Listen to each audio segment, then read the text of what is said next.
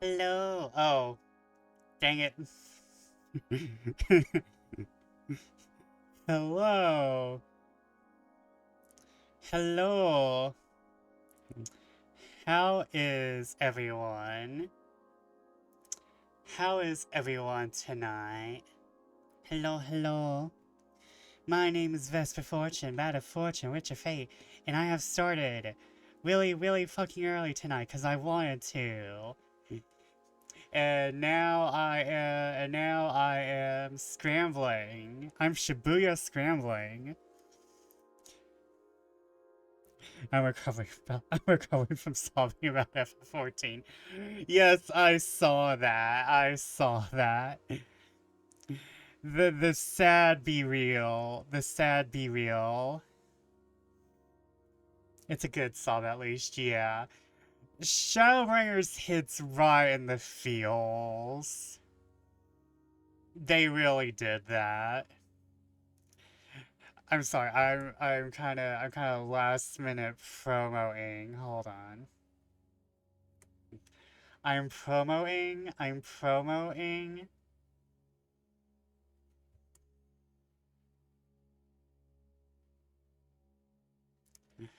I'm promoting. Are you enjoying Shadowbringers? And are you ready for what's to come after? Is the question.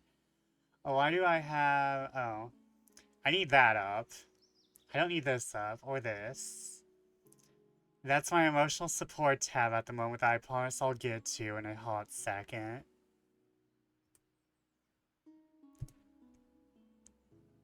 I really enjoyed it. That's good. I think Shadowbringers is my favorite in terms of aesthetics. I'll be real. I like all the aesthetics of every X Pack, but I think Shadowbringers really hits it for me just because there's a fairy tale castle. I'm gonna be real. When it comes to castles, I prefer fairy tale like um versus the more tradition. I like my castles unrealistic. I'll say that. I like my castles more unrealistic uh versus non-realistic. So like the fact that there's like entire fairyland just does something for me. And like I like Eastern aesthetics, but there's something that doesn't scratch the itch for me in Kugane. Unrealistic castle, one with modern plumbing so you don't have to shit the boat. True. I would also enjoy plumbing in my castle. It's very weird how the Romans had plumbing, but then, we went and ruined that. It's like, how did the Romans have plumbing, but we did not have plumbing in our fucking castles? Also, welcome in, R2D2. How are you tonight? Welcome, welcome. I think I can close that for the moment. But tonight we are back to Shibuya Scramble, which I'm so glad I played the other night. It just did me so much good. That shit was so funny. You can tell that was written by the Danganronpa writers. But back to FF14 for a moment. Yeah. There's Shadowbreaker scratches a lot of itches for me that a lot of other X packs just don't.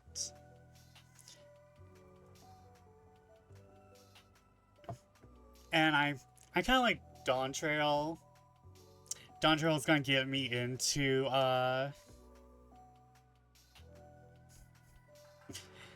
Dawn Trail is gonna get me into South American folklore. I swear. It's gonna get me into South American folklore and mythology. Turns out infrastructure is hard to build and maintain when there isn't a single government power. How about 50 different ones in a trench coat constantly punching each other? Why do I feel like that still applies to today? Huh. Ha ha. Ha ha ha. Yeah, constantly punching each other. Yeah, that is true. Europe was fucked. Europe was fucked for a bit. And by a bit, I mean for like multiple centuries. They're only kind of like coming out of it now. You gotta remind you, the War of the Bucket. I don't think I've heard of the War of the Bucket.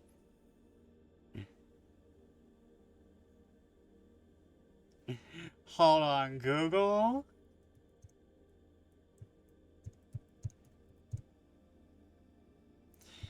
Wait, are you joking me? Hey, what? What? The War of the Bucket was fought in 1325 between Bologna. Oh, that's probably pronounced not like Bologna. Bologna. I don't know.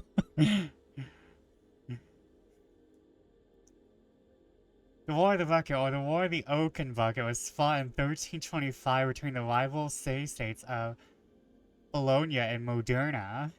It took place in the region of Emilia-Romagna in northern Italy. The war was an episode over a 300-year struggle between the Guelphs and the Ghibellines. Modena won the Battle of Zeplano, the only battle of the war.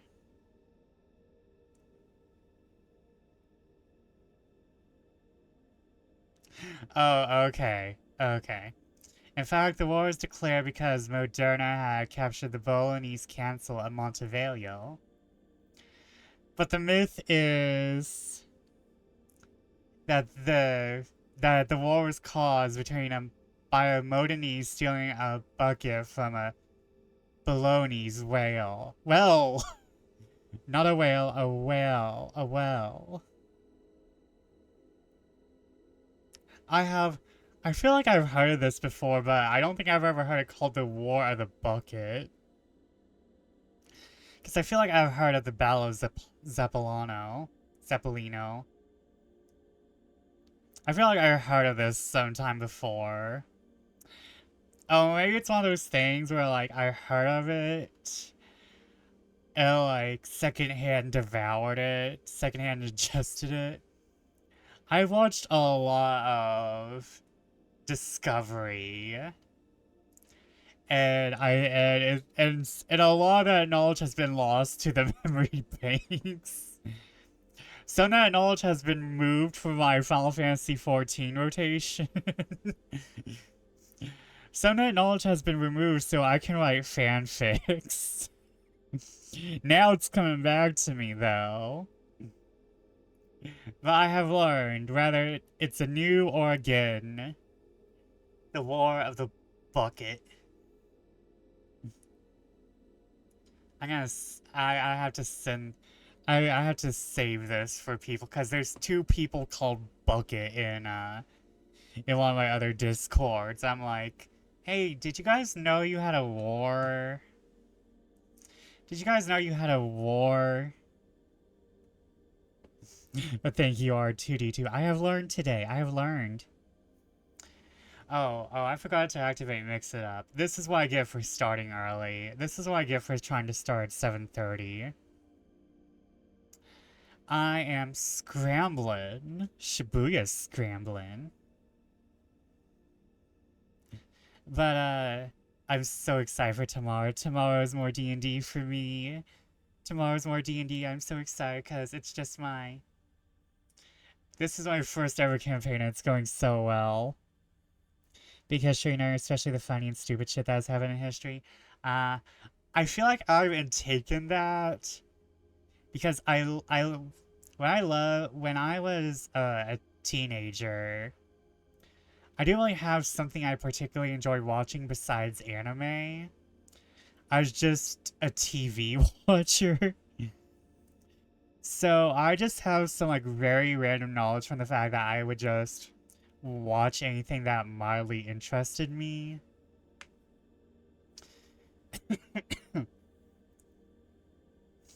So like I know a lot of random shit, just that I can't recall it. Like, there is a thing called sexual anorexia. That's fun.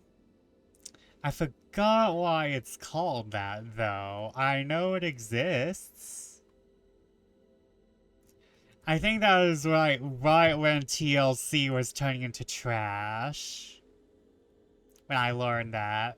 Whereas edging between trash and still being interesting is when I learned about sexual anorexia.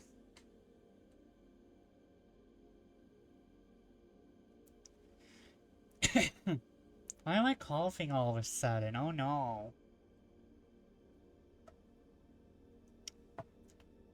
And, let's see here.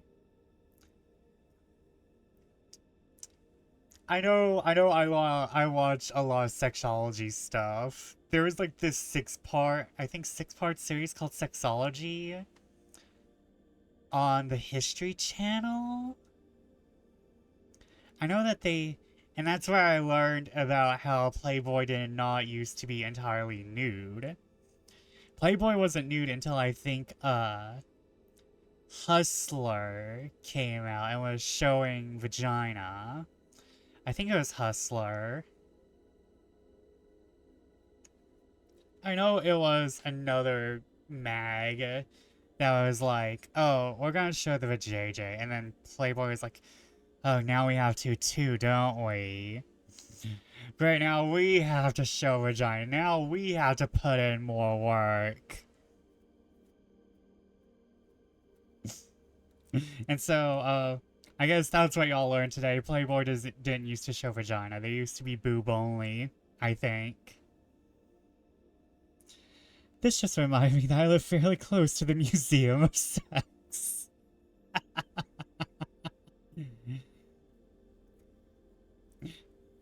Well, that'd be a museum I'd like to visit. I mean, if anyone wants to take me.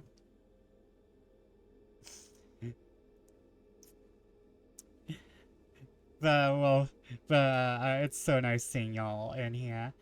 And on this day, too, because we are playing, Shibuya Scramble. I keep saying that because, it's by the same people behind Danganronpa.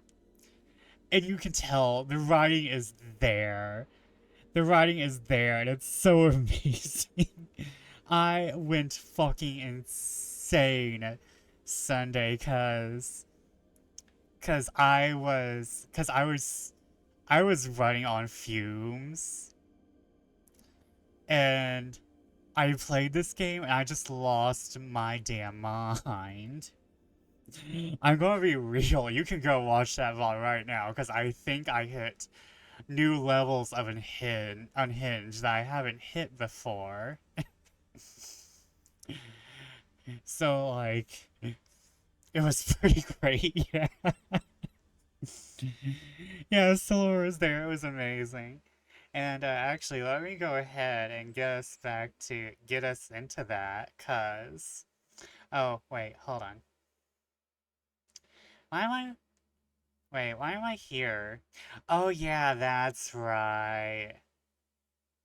That's right, cause the game was a visual novel, I didn't want the text to be smaller.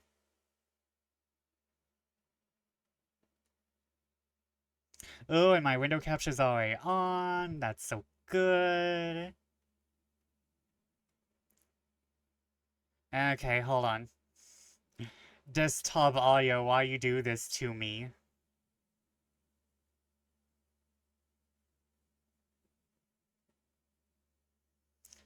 What you on? You're on my other audio. Why you acting like this?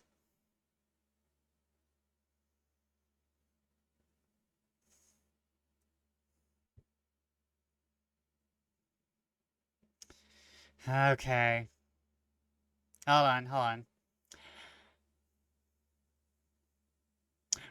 One funny thing, and y'all can't hear it right now, but... Hey. Oh no. Hey, why you... Properties.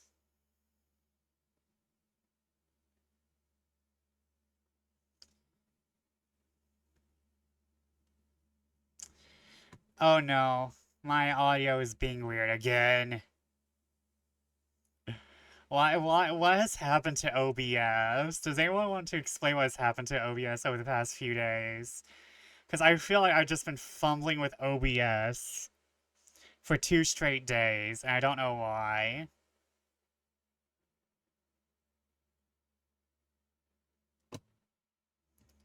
Yo, yo.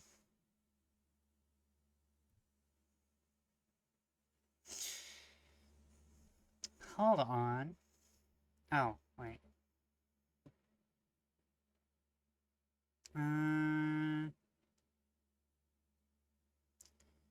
Properties.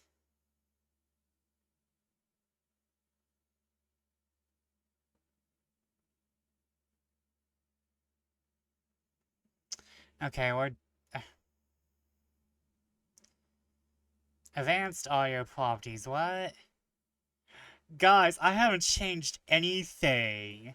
Well, when I started at least.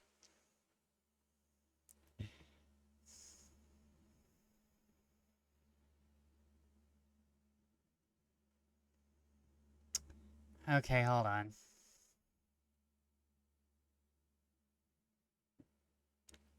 Okay, hold on.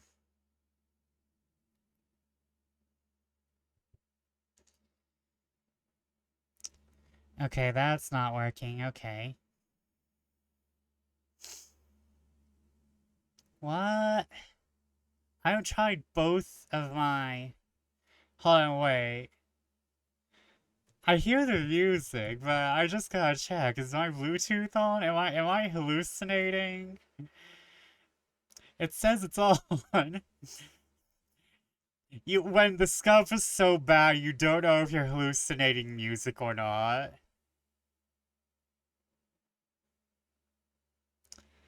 Okay, hold on. If it's on, it's real quiet. I'm not getting anything. It's not on. I'm like I'm looking at my mixer and nothing is registering. Vesper, don't you ever try your streams on before you start streaming? No, who does that? Not me, obviously. Okay. Hold on. Hold on. Let me restart the game. Let me restart the game, see if that helps. Ba-ba-da-da. What the ever-living fuck? Da-da-da-da. Ba-ba-da-da.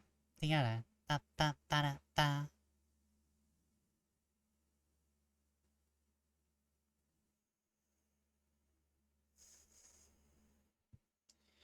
Okay, is that working?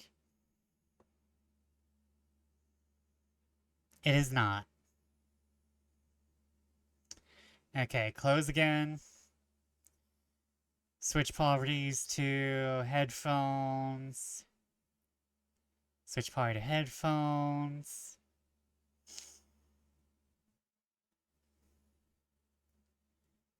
Open up Shibuya Scramble. While we're waiting, let me show y'all my mashup. Oh, there it goes, there it goes. I was about to... I saw that. We working now. We cooking with gas.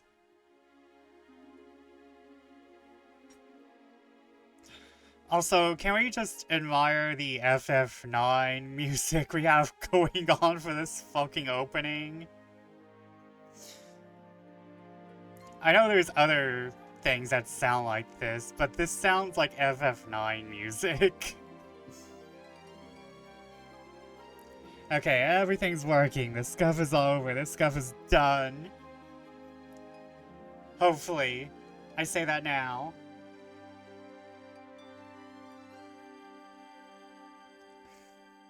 Okay. Load game. Oh, yeah. So to go over what's happened, we were playing a detective in Shibuya, Tokyo, and we are covering a kidnapping case. And because this is by Spytoon software, not allowed to be normal. And we're covering the kidnapping case. I was about to say taste. Oh no. The kidnapping case of Maria Osawa, I think. And right now, we think we've caught one of the kidnapper's accomplices. And we are in the interrogation room, I think.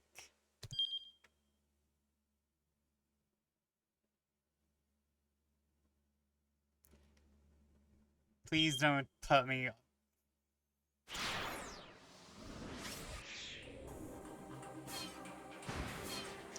Okay. Please don't... Oh no. Oh no. Oh, hold on, wait. Hold on, wait. Hold on, wait. We've been through all this, so I have to... Is there a fast forward button? We have, unfortunately, been through all of this. Well, at least I have. So...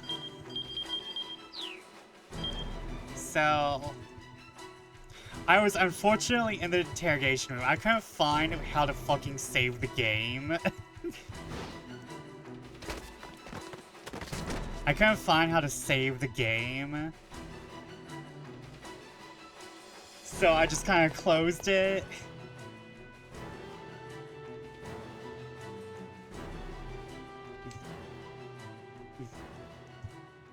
I thought I had auto-saved. So that's just my luck. But also, another interesting thing about this visual novel is that everything is done in photographs and live action. Everything is done in photographs and live action, and... Oh yeah. Here's what cracked me up. Here's what sent me over the edge. This character, his name is Kano, has a diary full of detective advice. All the advice is called Dick Dictums. I'm still not okay. It's written in the biggest font he could manage. It's written in a large but respectable font. Okay. I think around here is right when we get to the food.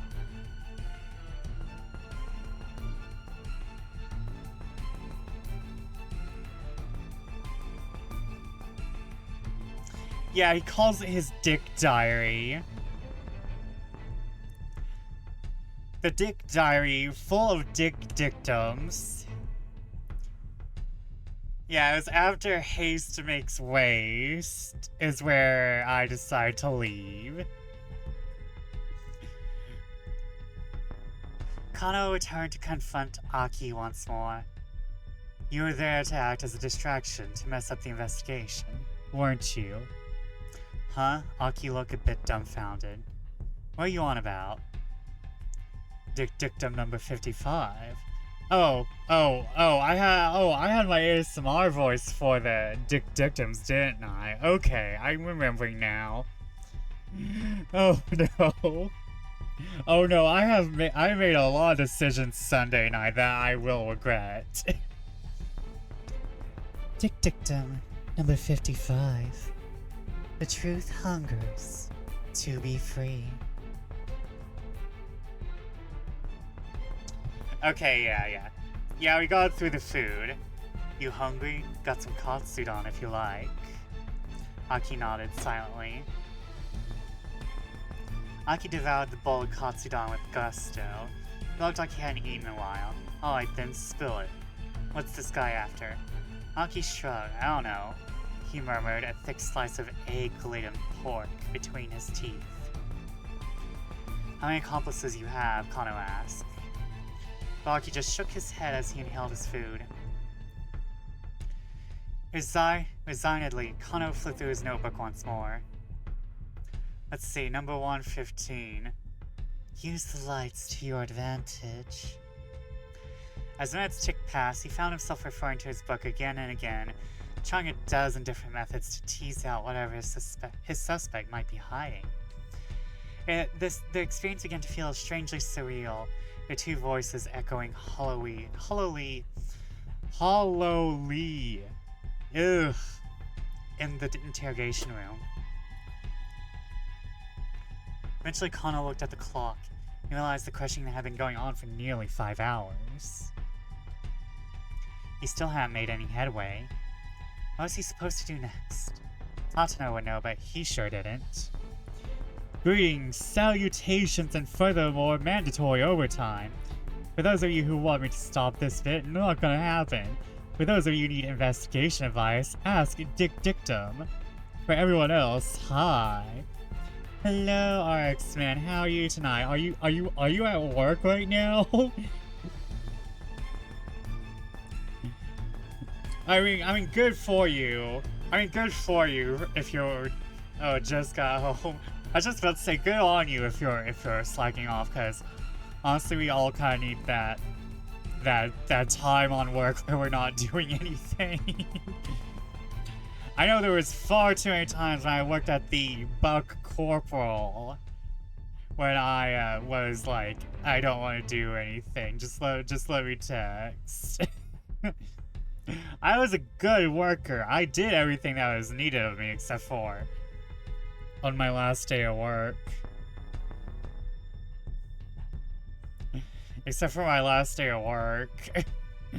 But to be fair, I had enough bullshit. I'm a healthcare worker. What's the slack off time you speak of? Never mind. If you slack off, people die. Well, probably not die. Depends exactly where. Still, he was determined to do whatever he could to keep the victim and her family safe. Gritting his teeth in frustration, he perused the Dick Diary like it was scripture. The flu and pneumonia is tearing through the air. It's not easy. Oh man, I'm so sorry. Very late in the flu season, I might add, so ugh. The Dick Diary is scripture? I mean,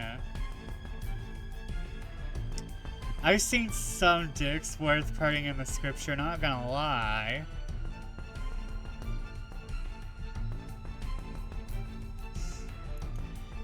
There's some dicks worth worshipping. Oh no. Today's not gonna be any better than Sunday.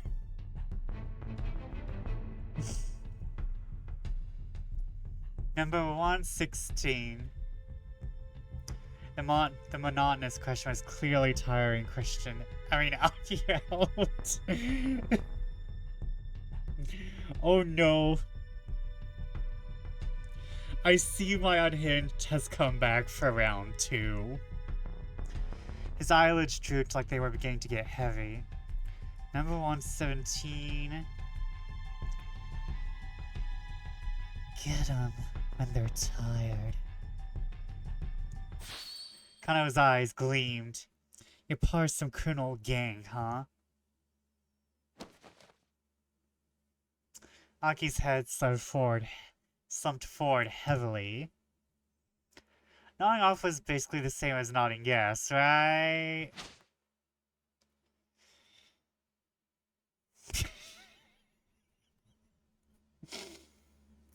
Mr. Kuze, I did it. The young guy who got at the handle said he finally confessed to the crime. Oh, Oh, so we're so A-cab. We're in A-cab territory. Okay. What are you talking about? Kuze laughed in disbelief. We're just about to apprehend the mastermind here. Huh? It's what you deserve. Kind of clutch his cell phone, dumbstruck. Listen, why don't you, just wait there at HQ, okay? No, it can't be. I...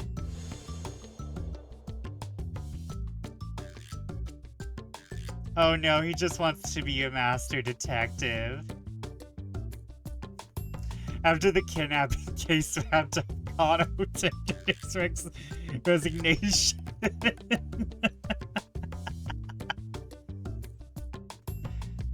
Guess I'm not cut out to be a detective after all, he thought to himself. He dropped the dig diary on his desk as he left the Shibuya precinct for the last time. Aww. Bad end. Kano wound up at that end. However, this does not mean that the choice you made for Kano was the wrong one. While the other protagonist, Aki Endo, has an impact on Kano's fate here. You can avoid a bad end by making proper decisions in another character's story. For a detailed hit, check the tip by underlining the bad end, title, then press space. Oh! Oh! You see, this is what they need in the letter. This would change up the letter.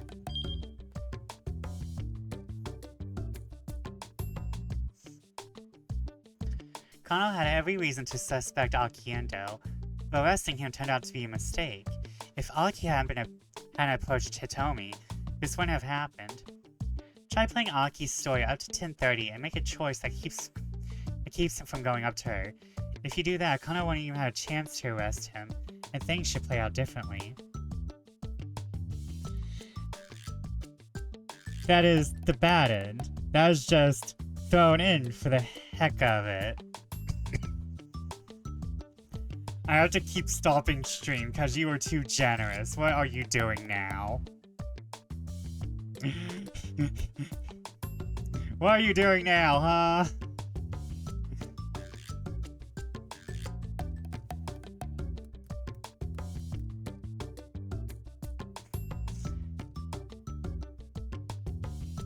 Me, I'm not doing anything. It's what I did.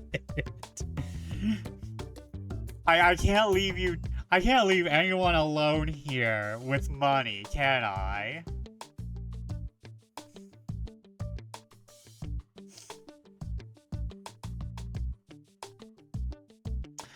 Thank you for the contribution to my student loan. Thank you. You know the part about mandatory overtime, there's an upside to it. Yes, but buy yourself. Oh, well, you did buy yourself something nice, so you know. I can't get angry at you because you bought yourself tea, so I'm gonna let this one pass. But thank you again, Oryxman. I'm going to have to do something for you eventually. Also, you also got UT too. I know. I can't wait for it to get here. I will do a taste testing on stream. Okay, but we have... Okay, but now we get to play as Aki.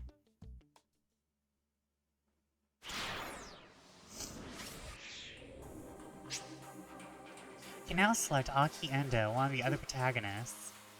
Let's follow Aki's story for a little while.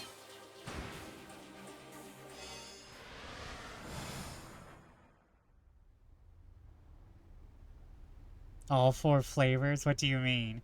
Oh, hello! Sir? Free back?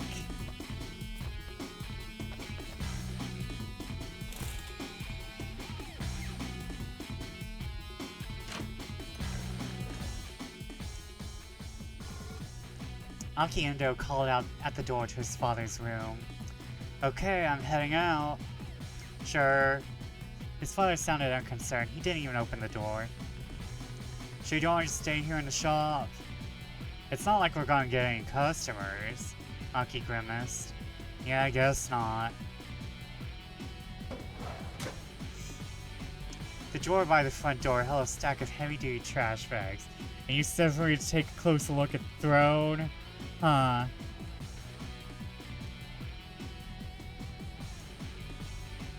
Wait. Oh. RX! you buy me all the things?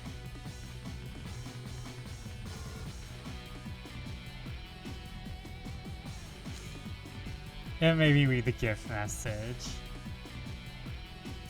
I see. This one didn't have one. That's better. Yeah, it didn't say you left a gift message this time. Other than the previous one where it was, what's better than one random dessert tea, two random dessert teas. Again, thank you. You are too kind to me. Everyone's too kind to me. What the hecky? What the hecky?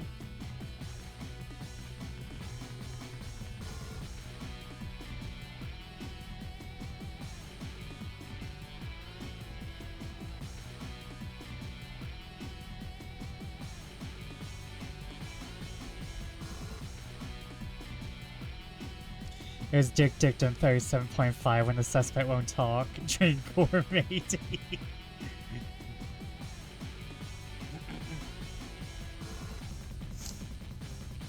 Okay, well, I have enough tea to do me for a couple months at least. Or I can make like a big batch and make it for the fam. Let's see, we have the salted caramel black tea,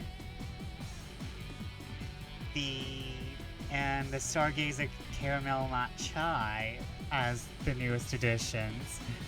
Oh my god, I can't wait for them all. Since I'm probably gonna get the raspberry linzer first, or the coconut macaroon, and then we'll drink it on stream and do a very thorough review. Oh my god, RX, you're too kind. The drawer by the front door held a stack of heavy-duty trash bags. Aki pulled a few of them out. This is gonna be that kind of day. He stuffed the trash bags into his pocket, then slipped on his favorite pair of sneakers. The entry to Aki's home also led into the family shop. Various pieces of electronics were piled up like junk in the tiny retail space. Slider's bump brought the risk of an avalanche. Aki wove his way through the gaps in the appliances like a spelunker exploring a cave. From Shibuya Station, if you make your way up past the 109 building, and up through Doganzaka, you'll come across an old shopping district. Nestled on its outskirts is Indo Electronics, in the same place it's been for decades. Within its dimly lit interior, you'll find rows of wares all caked in dust. At a glance, you might well assume the place was closed. A mom-and-pop place like Endo's can compete with the big consumer chains booming throughout Shibuya. So far, the store had remained in business, thanks to locals who appreciated that they made house calls to do repairs. But things weren't looking good for the future. Aki, the eldest son and nominal successor to the business, had no interest whatsoever in working there. Why are we going so hard?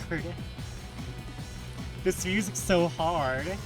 Aki stepped out of the shop and into the sunny morning air. Good weather lifted his spirits. Alright, time to do this. He unfurled one of the big garbage bags which caught the wind and fluttered like a cape. Then he slowly made his way to Shibuya Station, scanning his surroundings all the while. My god, the camp. The camp. Sheesh, this place is filthy. He paused to pick up a plastic ball that had been tossed on the ground. Oh, he is a recycler. He is an eco warrior. And with a heavy sigh, he slipped the crushed receptacle into his trash bag. Oh no, I love him. He's been taking trash around town like this for 6 months now. It had gone so that the sort of garbage most people would hardly notice stood out to him like a sore thumb. Most days he filled his trash bag to the top by the time he made it from his house in Oganzaka to the train station. Today he was halfway to the station when a woman's anxious voice caught his attention. "I'm sorry.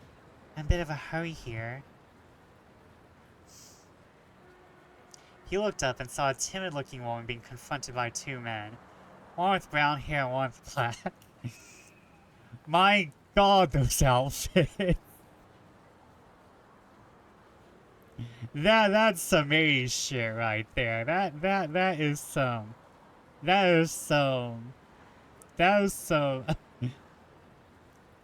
Oh my god, visual K. We're edging towards... We're staying between visual K and just general 80s hair walk.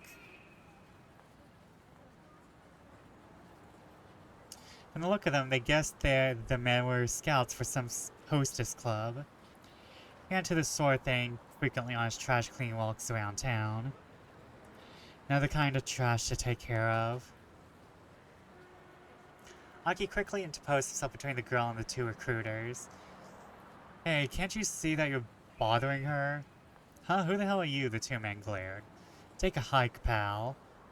Aki stood his ground. "Look, she ain't interested. You just got to find some other mark." The hustler's annoyance turned to open rage. Well, listen to you. Got a bit of a mouth, huh, buddy?" Brown-haired thug smacked his lips around his chewing gum like a dog wearing a bone. Like a dog wearing the bone? That's kind of fire.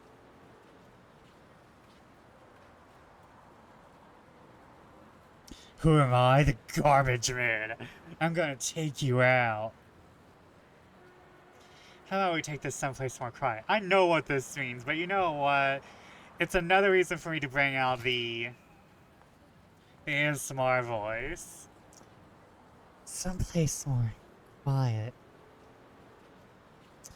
What this means can depend on the person speaking.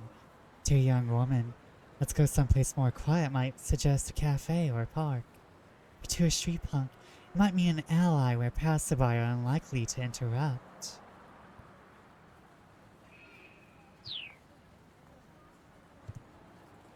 The girl stood by easily watching the goings-on. "Hey, take it easy. I'm not looking for trouble. Is that supposed to be an apology? On your knees and beg, pal." Oh, whoa? The man spat his gum onto the ground. Aki looked down at the glistening wad of gum on the sidewalk. His last shred of goodwill vanished. Oh no. "You better pick that up right now." "What? Didn't you hear me? Because I told you to get down on your knees and..." Yeah! Aki's hand shot out, grabbing the man by the jaw. Whoa, easy pal. The other man's bravado drained from his face. Aki tied his grip on the brown-haired hustler's jaw. Yes, we are the trash man. We are taking out the trash in Shibuya. Starting with these 2. Sweat dripped from the man's reddening brow. The man struggled, but Aki just tightened his grip. Are we going to kill this man? Gum's a real pain in the ass to clean up after it's gotten stuck to the street, you know. Ever stopped to consider that? Wait, are you? The other hustler's panicked eyes fixed on Aki's chest. Yeah, oh crap. That shirt, man. This guy's voice is starting to break. The music. That's mean clean. guy with the mean clean shirt carrying around a trash bag. I mean, Jor. His face went pale. Gruh? Or green gleam? Other than echoed words through his held shut jaw. Tears welling up in his eyes. Oh no, are we literally the garbage man? Get it right, pal. Aki clenched the man's jaw. Aki clenched the man's jaw harder still. It's mean clean. We're sorry, man. You're Aki, right? Dude, we honestly had no idea. Come on, man, you gotta cut us some slack. And Scramble just snatched the water gum off the street, stuffing it into his pants pocket. Finally, Aki let go of his companion.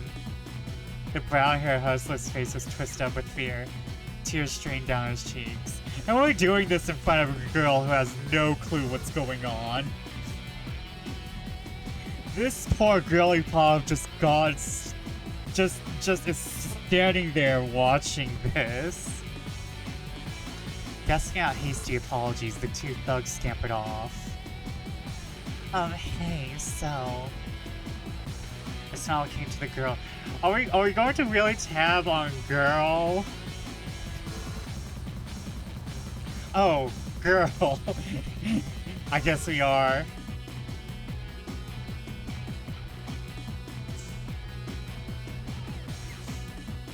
Tab, girl. Yoko Kakunuma. I swear. Yoko Kakunuma, the second-year student at Midoriyama Academy's law school. These hustlers managed to corner her while she was on her way to her part-time job at a cafe. It's a popular plot in trashy e-novels. The main character to fall in love with a hustler like these guys. But such things rarely happen in real life. Thank you for... hey, so... A shy smile came to the girl's face. Thank you for saving me. No, I apologize. Huh? The girl stared in surprise. No one increase now and then, but don't hold it against us. Shibuya is a good town. Yeah, okay. Aki gave her a quick wave, then continued on his way down Dogonzaka. Aki was Shibuya born and raised. He was keenly aware of all the changes of the war. He was keenly aware of all the changes the ward had seen since he was a kid. Grocery stalls and inconspicuous side streets, tiny parks nestled between buildings. Aki knew it all like the back of his hand. Trash, human or otherwise, had no place in this town. Not on his watch. Oh my god, we have a vigilante here. We have a vigilante here. Aki made his way down towards Shibuya Station. I still don't know if that's Avril Lavigne, Mana, or Gacket. Still no idea. Throngs of people shuffled to and fro across the Scramble. The view shifted constantly from one moment to the next, almost as if the city were itself were alive. If the city were a living thing, then Shibuya Station was its heart. With its streets like Bunkamaradori and Center Guy serving as the arteries pumping a bloodstream made of people. Today, as ever, the heart was pumping that blood to every nook and cranny of Shibuya. And if New York was a city, and its heart was its station, New York might be dead because them arteries are fucking clogged. Them arteries be clogged with the fats and the butters and you can't really probably poetically describe New York without at least saying it's a little trashy. I say, never having been to New York. I just watched stuff with New York in it. And there was Aki, just another part of this great urban organism. Okay, I just wanted to say this writing, even though it's a translation, is still fire. I guess I'm one of the city's white blood cells. Wait, I'm a red blood cell? Hold on. Is that right? Or did I have it right the first time? Me trying to write something without research. White blood cells eliminate pathogens from the bloodstream. Red blood cells carry oxygen throughout the body. Aki was probably thinking of white blood cells.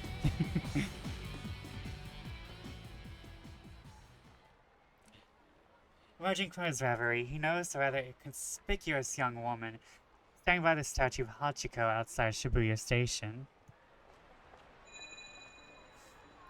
Ooh, she's totally my type. Hold on. My type.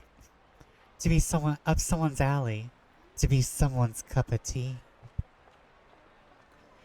I'm switching between ASMR voices and just regular sexy happy voice. I don't know if she's a model or small-time actress or something. I keep going in and out of voices, I'm sorry, it's been a while. And by that, I mean, been a while since I had something where I actually care enough to do different voices. She looks like she's waiting for someone. Probably another guy. Dang. Good looking as she was, there was no way she wasn't already taken. How kind of guy score a girl like that? Probably the rich-ass CEO of some IT company or something. I hope not. Crouching down to tie off the trash bag, he continued gazing wistfully at the girl. Then he noticed something peculiar. She was carrying an attaché case. The kind a businessman might use. It was a large case, apparently so heavy that she was struggling to hold it despite using both hands.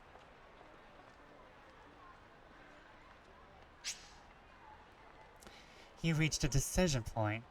Let's have Aki not approach Hitomi.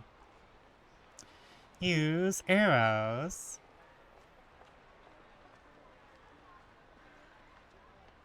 First, I gotta dump this trash. He looked around to see if there's a garbage bin nearby.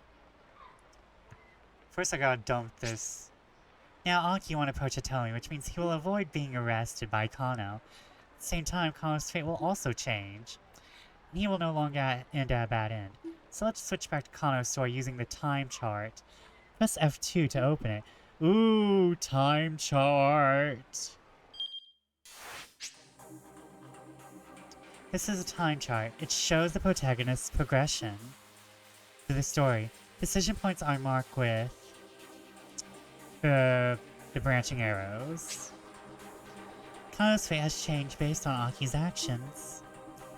Select Kano's 1030 block and then press space. Oh. Oh, now I see where they got... Okay, for those of you who have not played any of Spike Chunsoft's work, there is a very similar thing that happens in AI Somnium Files where, however, it's a little bit different, as in usually you have to get to the end of a thing before you switch up stuff. But like this is their bread and butter. The repeated endings, this is bread and butter of Spy Chunsoft in 999, AI Somnium, Files. Wonky ass time travel is what they do best. So let's return to our boy Kano.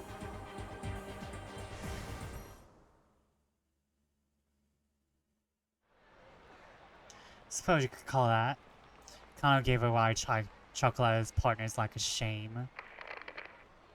There he is! Kusei's voice chirped suddenly through Kano's earpiece. The man in the black coat. He's not Japanese. Looks to be in his early 30s. I hate that the early 30s is the most suspicious sounding thing. He looks to be in his early 30s. I asked the American in his early 30s. Okay, I'm feeling attacked.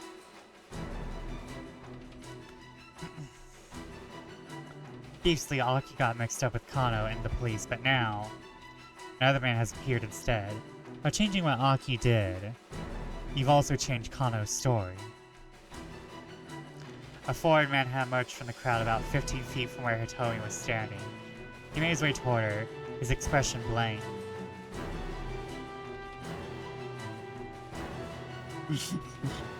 Can we just appreciate the background character for a sec? They really said, hey, be a little cunty for the camera. And he's holding his purse and he's like, I'm the most diva person here. I'm so fergalicious.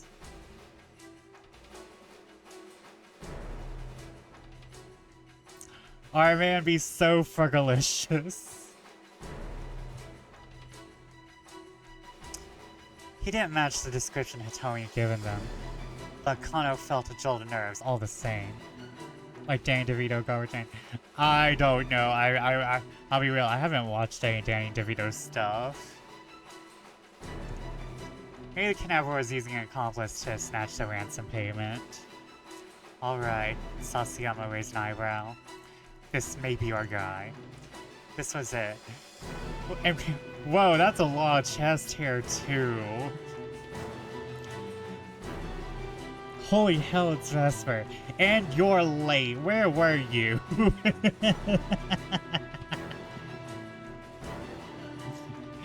And where were you, huh? I started an hour ago.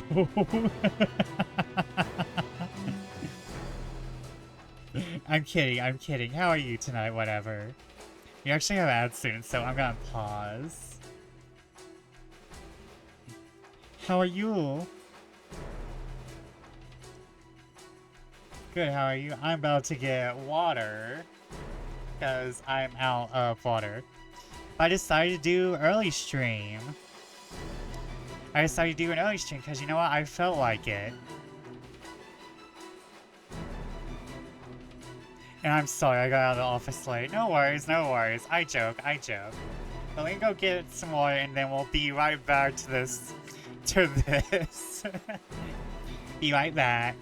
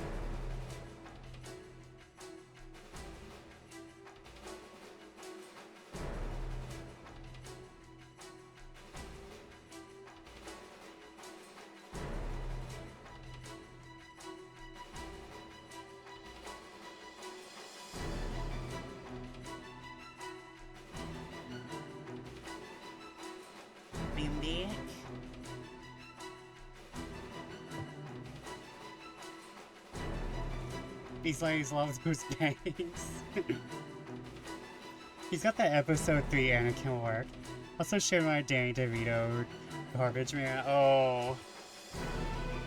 Let me see.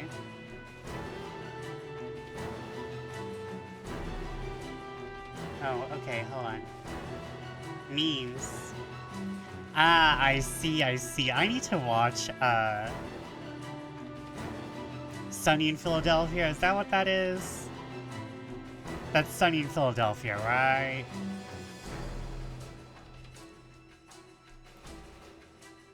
I'll be real, I haven't watched a lot of TV. There's still stuff I need to finish. It's absolutely terrible but funny. Ooh. Ooh, I'm looking at Sif's art for Gren. And it's really pretty. Also, who's on? Okay. Well, I wanna... You know what, You know what, we'll wait until tomorrow, because tomorrow I'm going on to... Tomorrow is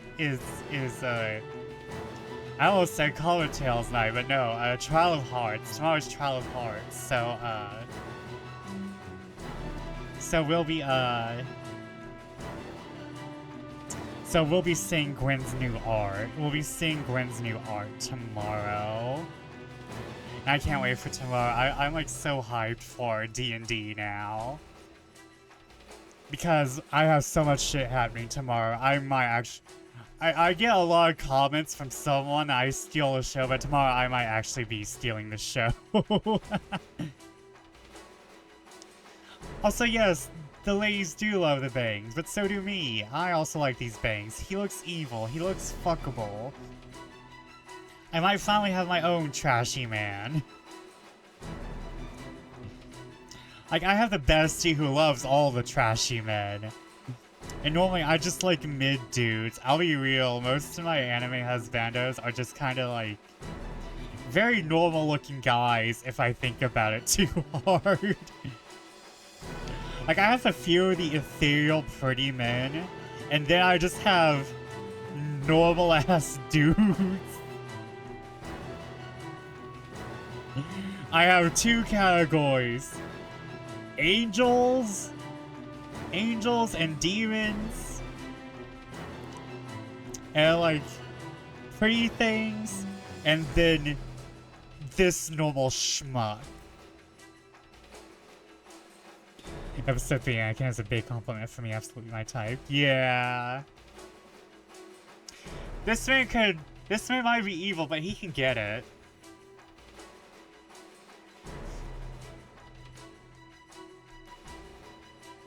This man might be evil, but he can get it.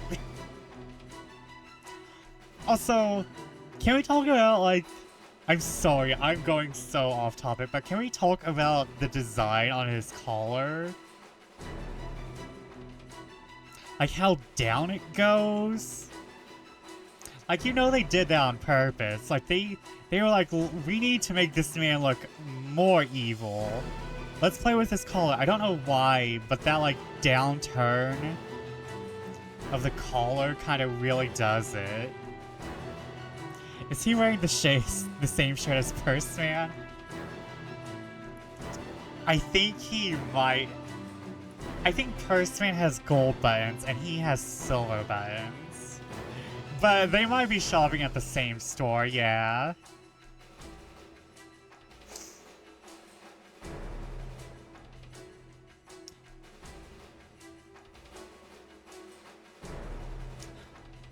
Also, I can't tell because, like, the rest of the buttons kind of look blacked out, but Purse Man looks like he has more buttons. But to be real, I'm about to eat this man's chest. I don't know. I'm not normally interested in chest hair, but this is getting me tonight. This is getting me tonight.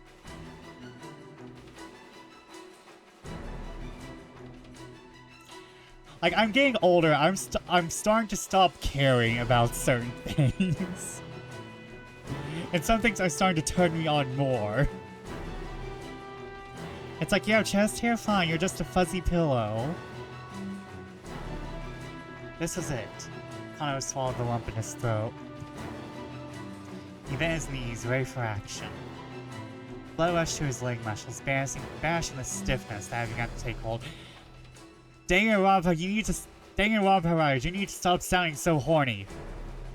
I say as I talk about a man's chest hair.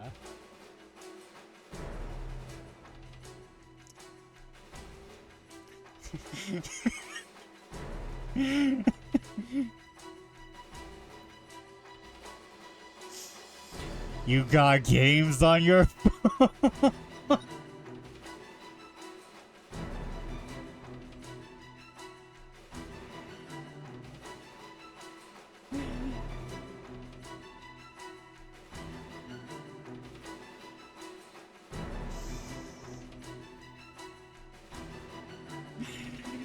Oh no.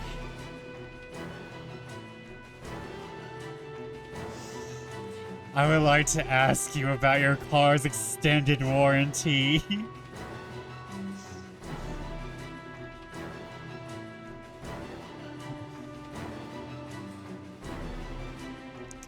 Was this the culprit? Or perhaps the stranger took hold of the attaché case? It was him.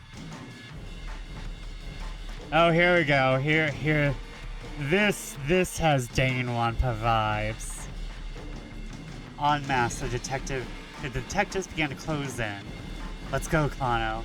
On it. Sasayama and Kano leapt into action. But they never expected what happened next.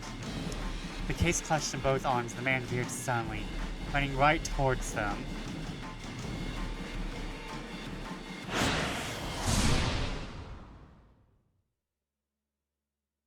Keep out?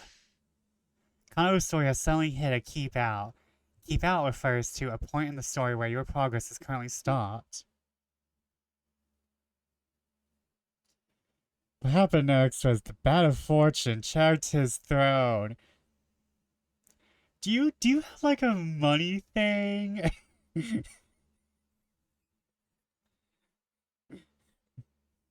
I'm starting to get worried here. Do you just have a thing for spending money?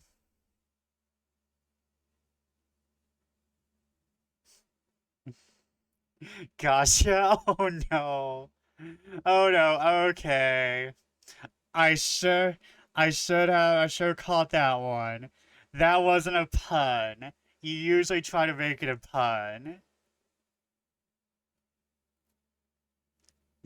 I should have caught that one. You're usually better at that.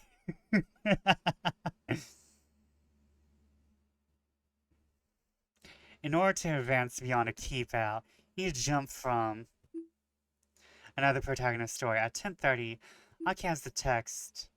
Young man in a suit says red keywords. Check these red keywords will allow you to jump from Aki's story back to Kano's.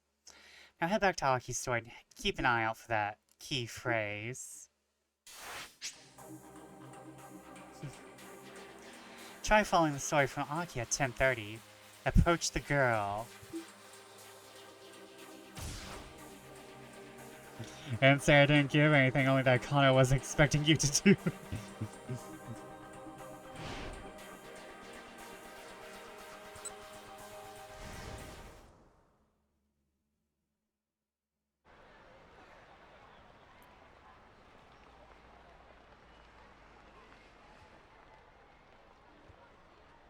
First, I gotta dump this trash. Look down to see if there's a garbage bin nearby. Huh? A man had come up beside the girl. He was dressed in black and he wasn't Japanese. Looked like they were having a conversation. The girl nodded tensely at something the man had said. Aki stared. Something tells me that's not her boyfriend. The girl handed the attaché case over to the man, took hold of it with his right hand, and began walking briskly away. Whoa. Or, whoa! Nearby homeless man suddenly leapt over Aki and broke into a run, as he had been waiting for this very moment. Sprinting alongside him was a young man in a suit. Some words appear in the text. Some words in the text appear in red. That text denotes important keywords that let you jump between different protagonists' stories. This allows you to shift between characters at specific points. These can allow you to clear keep out in another character's story and let you read on. If you come across red text, press tab to underline it, then press space. A window will appear, allowing you to jump from one protagonist to another at that point. Then press space to continue the other character's story after the keep out. Give it a try. Okay. Not to like compare or anything, but comparing this to the letter, this is what the letter should have been doing. I feel like going through every single fucking protagonist has slowed down the story exponentially. Instead of, like, having a timeline. I mean, there are other problems with the ladder, but this came out before the ladder. This came out on the Wii in 2008. So we have the technology.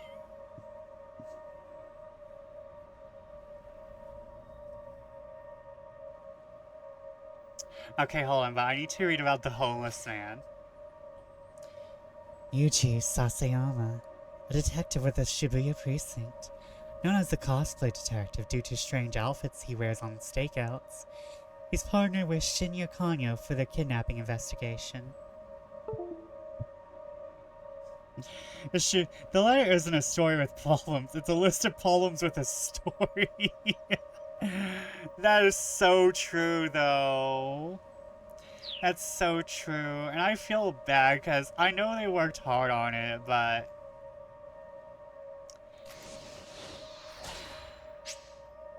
by performing a jump from this screen, you can advance another protagonist's story past a keep out. Press space to confirm and jump over to Kano's story. I just love the amount of work they did here. Like, you know, they were like, okay, y'all, get in front of the green screen. We're gonna have some fun.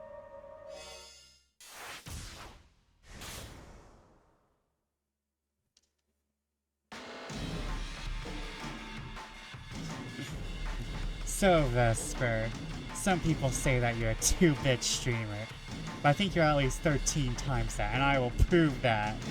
26 bits. Aw, thank you. I really need I need some new bit emotes. I guess I need to order bit emotes. I guess I'm gonna get a fat emote from Kaylin. We need to get a fat emote where we just throw around money. But thank you again, Arksman. You are so kind. You and everyone in this community, everyone who's watching, everyone who did watch, everyone who will watch, you all are too kind. That was a hiccup. I was not crying. I am not emotionally unstable enough to cry. Not yet. But listen, thank you. You, Silver, Chin, Ralphie, everyone who just keeps engaged. There's still time. For me to cry? No. Please, let's not. But thank you. I will prove that I am a 26-bit streamer. I will prove I am a 26-bit streamer in due time. I have a 2D model being baked in an oven somewhere. I have a fairy frog mother making me a live 2D at this moment. I just need to find someone to rig it. Did you say 26-bit or 26-bitch? Well, you know, I say I'm 29, but I can go back a few years. I could be the 26-bitch.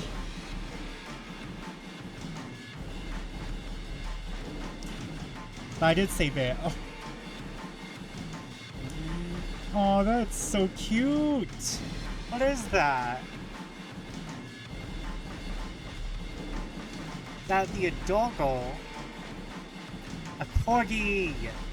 Yes, and now I'm a 100-bit streamer. I am in triple-digit bits. And now I'm a 126 bitch. I am beyond basic bitch. I am a premium bitch now. I'm a premium bitch. I must be upkept with $19.95 a month. For one payment of $19.95 a month, you can keep Vesper Fortune at premium bitch status.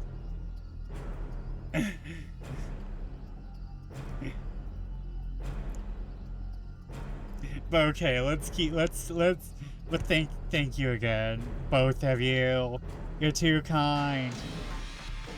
Y'all will get your just desserts. I'm gonna pay you back. That's a threat. That's a loving threat. I'm going to love you back. Threat. Backslash threat.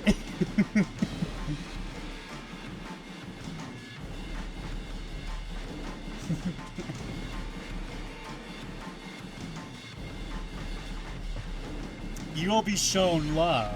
Ominously.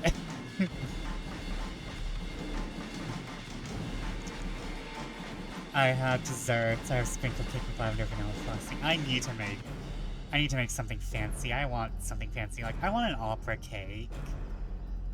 Well, I want millefleur. I would love to try some millefleur. Millefleur? I think it's millefleur. No, it's millefleur or millefleur. And I know there's a thing called opera cake. I used to watch the Great British Bake Off. I was about to say break off. Yay for my mouth putting in letters that don't belong. Let's go, Kano. On it. Sasayama Kano leapt into action. You did it. Jump successful. And 428, you need to jump to get past another character's keep out. Jump from red keywords to clear keep out. Keep in this mind as you advance through this story. Okay, there won't be any more tutorial messages for a while. If you get stuck somewhere, try changing protagonists or making different decisions to advance. The Great British Break-Off is just the American Revolution. When do we have the Great American Break-Off? When do we have the Great American Break-Off? I think we're kind of overdue. To now use the time chart and the main menu. In the main menu, you can access gameplay explanations and adjust settings. Press F2 to open the time chart, F1 to open the main menu.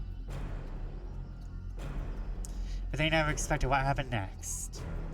Case clutched in both arms, the man suddenly veered, running right toward them. What? Catching aside two detectives, the suspect staggered to a halt, then bolted off in a new direction. Kano whipped off his costume glasses and followed in hot pursuit. And remember, he was eating a banana earlier.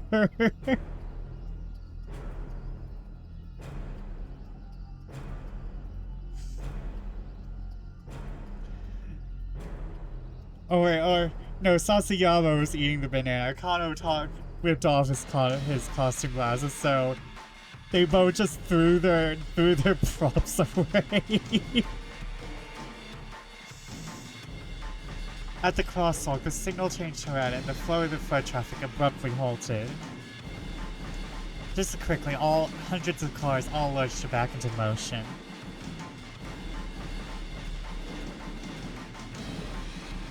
There is no escape for the culprit now.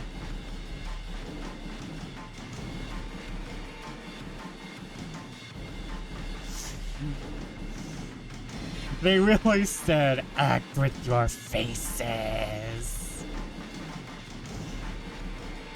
That dude in orange is just like, Hunty, you don't know what you doing.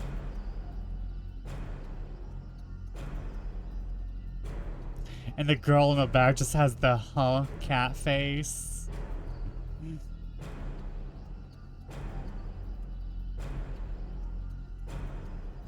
I love this game so much, like so unabashedly so. There is no escape for the culprit now, or so it appeared. Converging cops slowed their pace, confident their man was cornered. Then the foreigner barreled straight into the intersection, dodging between the oncoming cars without any hesitation. The mob of detectives came to a halt, not eager to rush to their deaths along with him. Kano, however, remained in hot pursuit, charging into the traffic at the crossing. Kano, are you crazy? Come back! Kano heard Sasayama shouting, but his feet kept carrying him onward.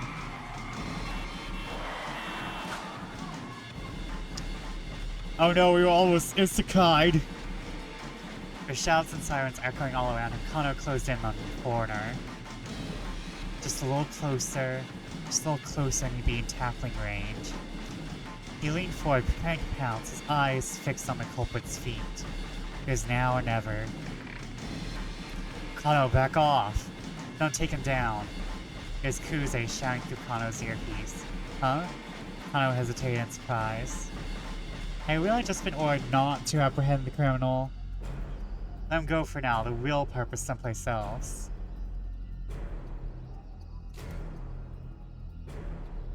Real perp. Perp is police jargon for perpetrator. Here, Kuze is referring to the fact that the perpetrator...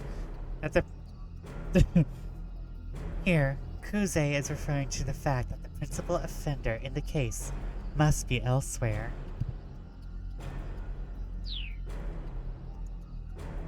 What happened to the plan? You've been told that all personnel was to secure the area ASAP. Didn't HQ want them to catch the perpetrator?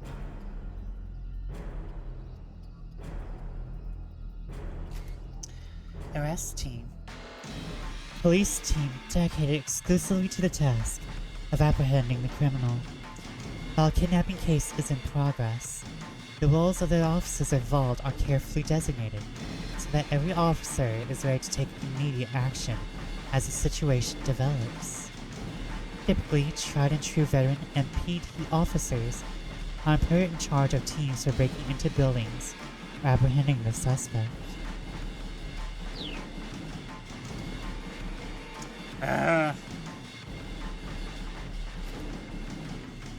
Forensics team deployed by the MPD to handle the actual tests and techniques of on-scene investigation, such as collecting and comparing fingerprints and analyzing photos of suspects. Arrest team, steer on the foreigner's tail. Forensic team, get busy cross-referencing photos. Even if this four was only an underling hired for this one task, the police had now tipped their hand that they'd been lying in wait. If they didn't lock things down now and get them more info on the kidnapper, a girl's life might be at stake. Kano recalled another maxim from his dick diary. Oh no. Okay. Dictum number 12. Always assume a worst case scenario. If Kuze had told him to let this guy go, that would imply that he was counting on the team that was now in position. The crook had planned a way to break through the police dragnet and escape with the ransom, and he succeeded. What was the right call here? Should we take this guy down or back off after all?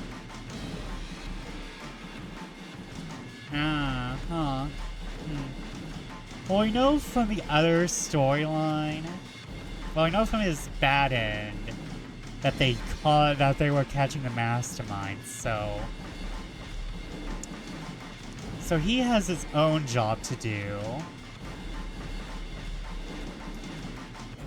Kuze's instructions have been clear. That the other officers chased after the guy, Kano had his own job to do. He broke off his pursuit, pointing the next wave of detectives in the direction the foreigner had fled. Kano had almost gotten close enough to get a good look at the guy's face. But if Kuze had ordered him to let the guy go, well, his boss should know what he was doing. The perp was someone else's problem now. He had just ceased his pursuit when Kuze's panicked voice sounded shrill in his ear. Yeep! Someone's taken to Tomi. Kano recognizes Kuze's trademark squawking immediately. Subject is male. He appears to be carrying a gun. Oh, you know that's a big deal when you're not in America. He's fleeing the direction of Meiji Dori. What? Kano could hardly believe it. Tomi had been kidnapped? Had she been abducted by whoever taken it, Maria? It'd be bad if there was one kidnapper who abducted one sister, and another kidnapper abducted another sister. And it's like, oh, do the kidnappers have to talk now? Imagine just being two kidnappers and just being like, oh, this is awkward. You kidnapped the person who was supposed to pay my kidnapping. Well, what if I let yours loose to pay your ransom, and then you let mine loose, and we kidnap the one that I let loose, and the one you let loose can pay the ransom for her. Does that sound fair? But why? Someone must have been waiting for the moment when the police took their eyes off her. Something's very wrong here. What in the world's going on? Kano heard to search for the man taken Hitomi. If he was heading towards Meiji Dori, there was a good chance he'd gone down one of the alleyways nearby. Going through the side streets, he spotted a different man, another foreigner, crossing an intersection a few dozen meters ahead. Now this dude isn't fuckable. The man was dressed in black, just like the guy who grabbed the ransom money. Kusei's right, the kidnapper wasn't acting alone. Wait, something was amiss. Hitomi isn't with him. Where was she? Kind of skied around the corner, then stopped short. The man in black was standing there, pointing a gun right at him. Before Kano could react, the man fired. Oh shit, son. Kano felt hot all over, as if he were on fire. Except his cheek pressed against the asphalt. The palms of his hands, they felt so cold. There was nothing he could do. Nothing that is, except lie there and watch as his killer turned and walked away. And this isn't the bad end? Hold on, we got multiple of them to do. By trying to find the man who had taken Hitomi, Kano ran into a different criminal. Unfortunately for him, he got shot. He ran into a different, unrelated criminal doing a totally different thing.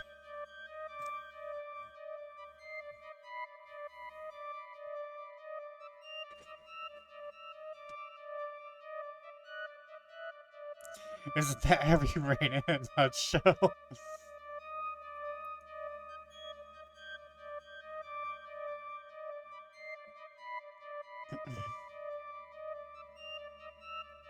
Oh no. No, see, this says for Agi to talk to Hitomi at 10:35.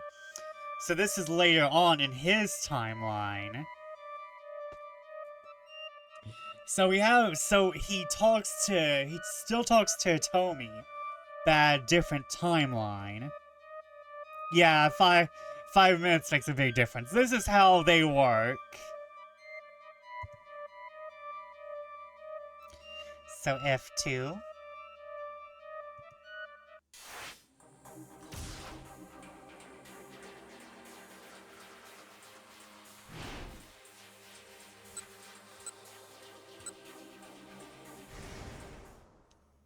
So 5 minutes does make a big difference. This is one of those butterfly effect things. Which ending reveals that this is just the letter in disguise. I hope none of them. Because I'm gonna be real, I like this way more than the letter. Because here's the thing. Everything the letter was doing, it was unintentional. It's unintentionally funny. We were making fun of it. Everything here is personally written to be this campy, this cheesy.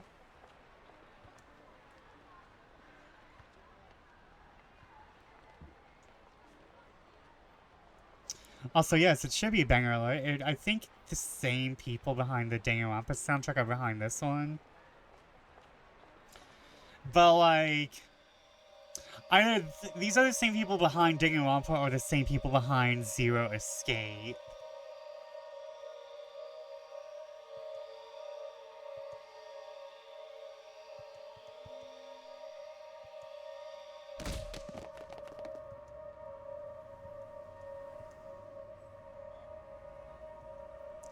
Then, seemingly from everywhere, a whole bunch of other guys burst into motion. First one, then another, a third, a fourth, a fifth, over a dozen now. What the heck? Really, something big was going down. Were they after the attaché case? Within moments, Aki lost sight of all of them through the crowd. With that many people chasing him, the guy with the case was sure to get caught. But wait, what about that girl?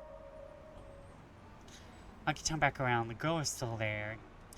She was staring in the direction that the man who had taken the case had gone, a worried expression on her face.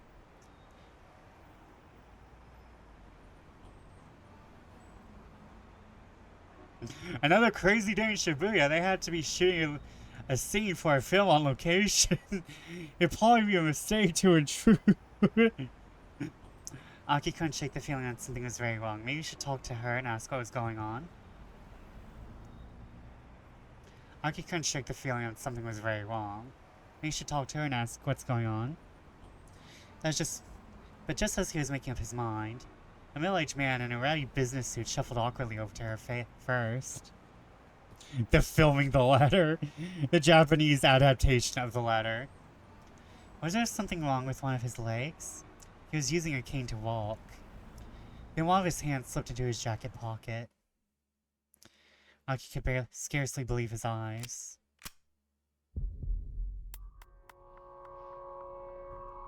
A revolver? A revolver, you say?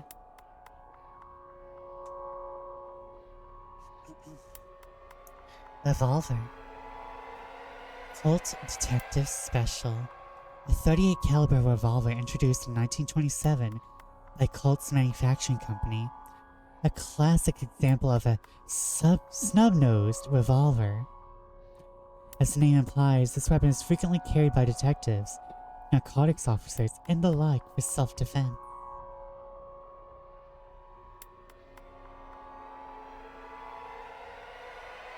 Very tasteful, very classy. Also, I think that was kind of like one of the first purse guns.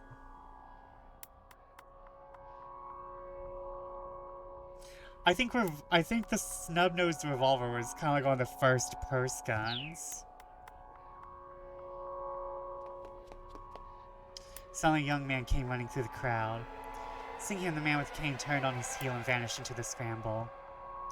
Something big was going down. What is all this? Revolver? You mean the Beatles album? The young man was closing in on the girl, his expression grim. That guy's up to no good. Aki sprang into motion. Hiya! Leaping high, Aki delivered a flying kick right between the man's shoulder blades. Was that Kano? Oh no, he kicked Kano on the shoulder blades. Toxic Yowie? Toxic Yowie? Toxic Yowie? The guy went down but recovered surprisingly fast, spinning back to his feet to grapple with Aki. What the hell is your problem? What the hell is your problem, man? Aki snapped. The two stood staring down at each other as the crowd swirled around them. Let go of me. You let go of me first. After you let go of me, sure. You first, pal. Don't you call me pal, man. Don't you call me man.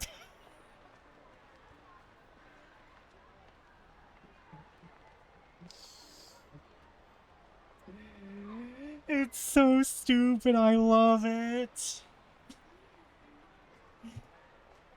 Neither man was willing to yield.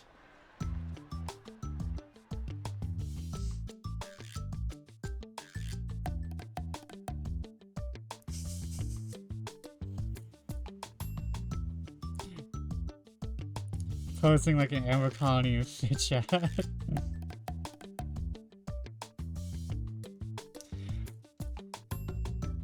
Again. Mason. I kind of like the girl Not the girl on the far right, but the girl next to the girl on the far right. She's like, ooh. She's into it.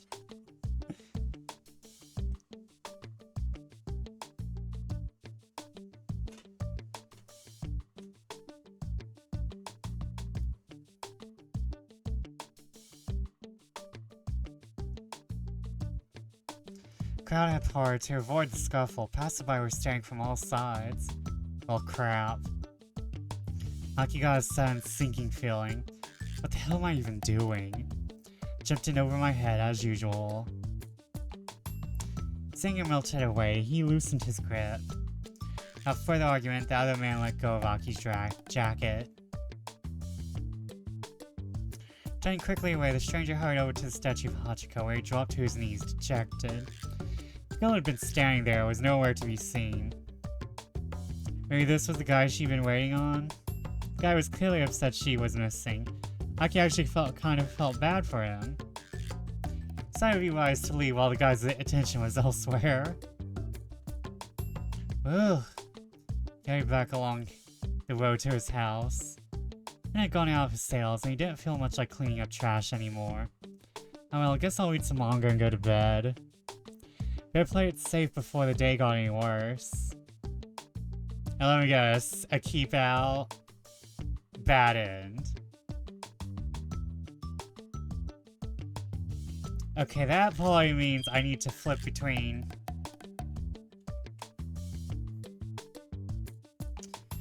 Aki's interference with the young man, it was Kano, disrupted Detective Sting.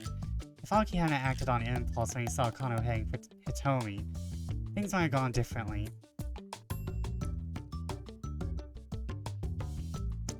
But now, can you make sure that Kano doesn't return to the Scramble and stall Aki?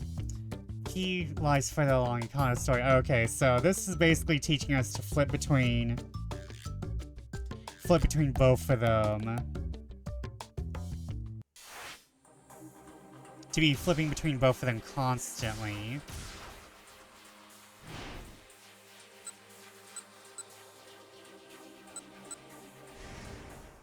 Aki and Kano go to White Castle. So we basically have to fail in every way before we succeed. Kind of, yeah. Oh, whoops.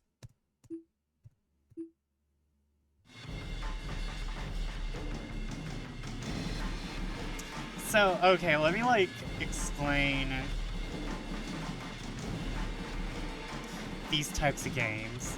Not in Danganronpa, because Danganronpa is pretty linear, but this was in 999 and all of its sequels, and also in AI Somnium Files, where basically you cannot get the golden true ending, usually until at least you've gotten every normal ending, and sometimes you have to fuck up and get every bad ending too. That is their favorite thing to do. Before you get the one true ending, the good golden ending, you have to fuck around and find out.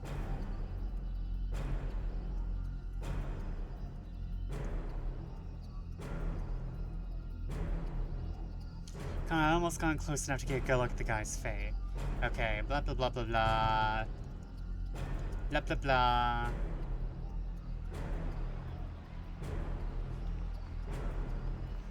See, now Hitomi's still there. I think the letter has something about the true ending. Yeah, but let's.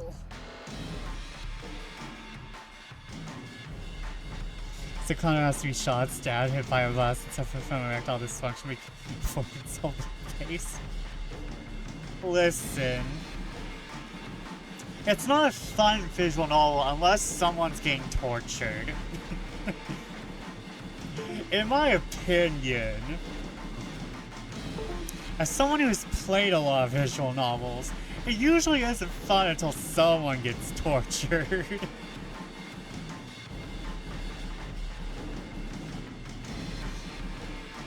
Of course, I also ingest a lot of toxic yaoi, so take that with a grain of salt. Or salt minus salt.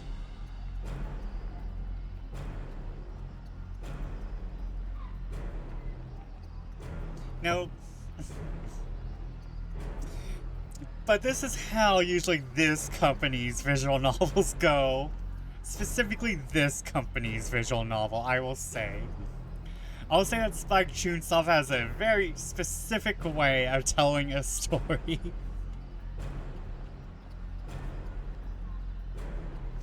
Kyle headed back to Scramble and took up his post again. Tommy was still staring at the handoff point, staring worriedly in the direction that the suspect had fled. No doubt she was wondering why, all of a sudden, police had decided to let the guy go. Kyle jogged over to Hitomi. Before he could reassure her, a sudden blow from behind sent him falling to the ground. Kano's mind flooded with rage as he scrambled back to his feet. What the hell? He spun around to find himself grappling with a belligerent young man. What the hell is your problem, Kano snapped. What the hell is your problem? The stranger shot back. Let go of me. You let go of me first. You let go of me, sure. Okay, I'm not doing this again. Everybody was kung fu fighting. Yeah. Crowd began to stare. Not good. He was causing a scene in public. Blowing his cover in the middle of an important case. It's neither time nor place for some dumb random quarrel. As he came to his senses, Kano felt the strength ebb from the stranger's grip. He pushed the man away and quickly turned back towards Hitomi. She was gone. He scanned the area for any sign of her, but she had vanished without a trace. Kuse's mobile command center had also disappeared. What did I miss? The blood drained from Kano's face. The investigation left him utterly behind. There wasn't even any signal on his radio. He must have switched frequencies while he was caught up in the tussle. Kano turned back to confront the troublemaker. He was gone too. Kano spun on his heels, searching, but the young man was nowhere in sight. The attaché case, Hitomi, the troublemaker, he lost all three. Right out of his starting gate, he bungled the entire operation. He should have left Hatano to look after Hitomi and gone after the attaché case himself. What the hell was he doing? Kano felt his self-confidence ebbing away like water. Maybe it's time to move back to the sticks. Maybe Tokyo's too fast-paced for a screw-up like me. I had no idea what to do next, so he just stood there, frozen, already drafting his letter of resignation. They were funky Shibuya man from funky Shibuya prefecture. They were roughing them up. They were staking them out. Me at every minor inconvenience. Was I supposed to chase after the men still?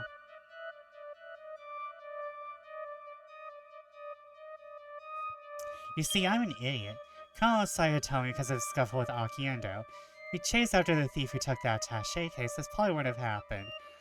Okay, now we get to chase after the... Now we can chase after the kidnapper. Because... Hitomi is being looked after by Aki.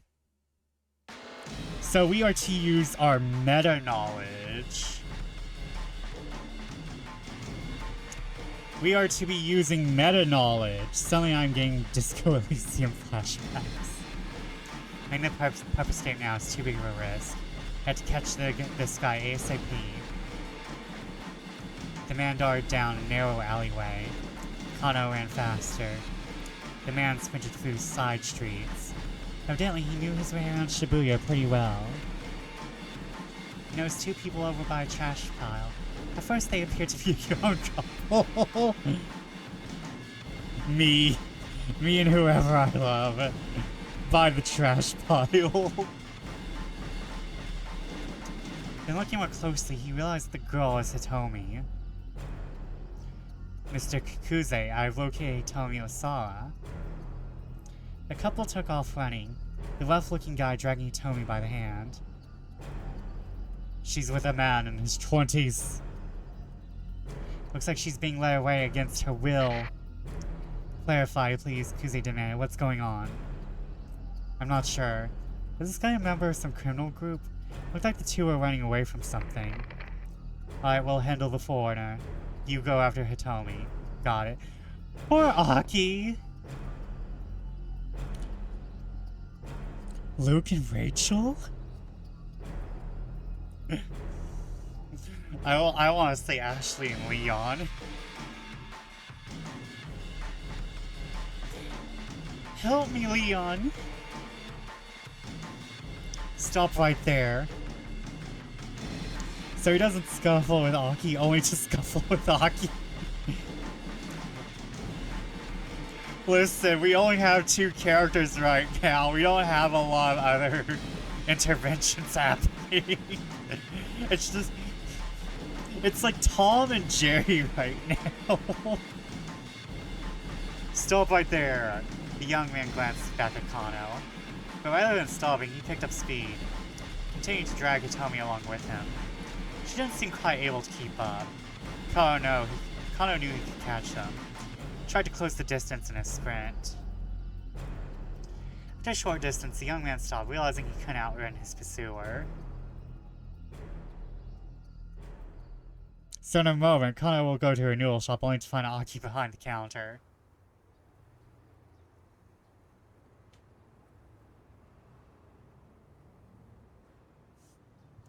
Is that Aya Kamiki? Can we also just appreciate this shot? So Kano will go to a noodle shop only to find Aki behind the counter. Then Aki will go to a library book to encounter Kano leaving. Is that a girlfriend there? I think our girlfriend is a different person. I think Kano's girlfriend is a different person. Showing Hitomi behind him, he glowered at Kano. Why'd you run off? Kano demanded. 'Cause you were chasing us.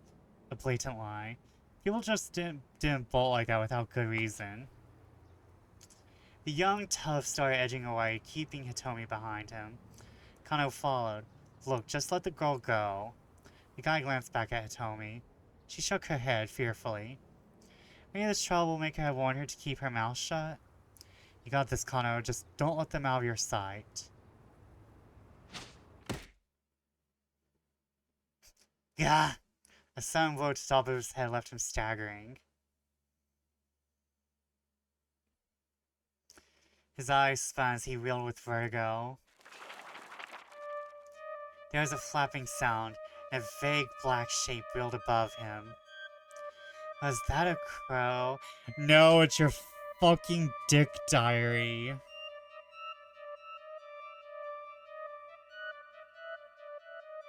Behold the fury of the dick diary! It's going to rain dickdoms upon thee without mercy.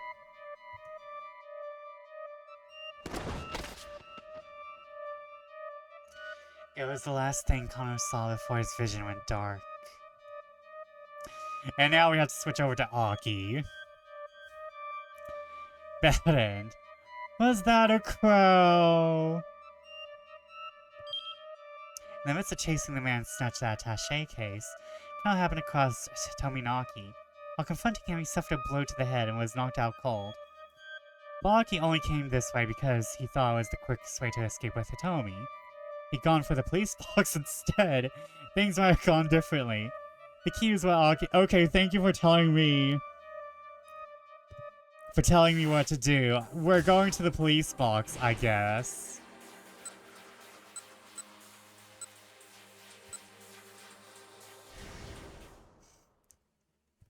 I also kind of like collecting bad ends, so that's a part of the charm for these games, is collecting the bad ends.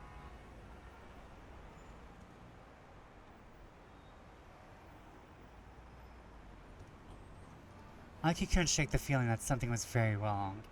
Maybe he should talk to her and ask what was going on, just as he's making up his mind.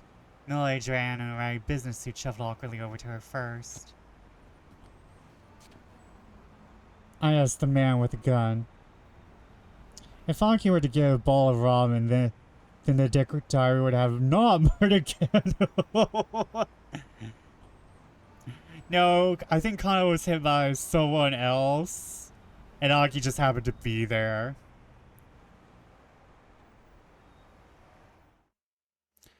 Like, Aki was running from something before Kano came by.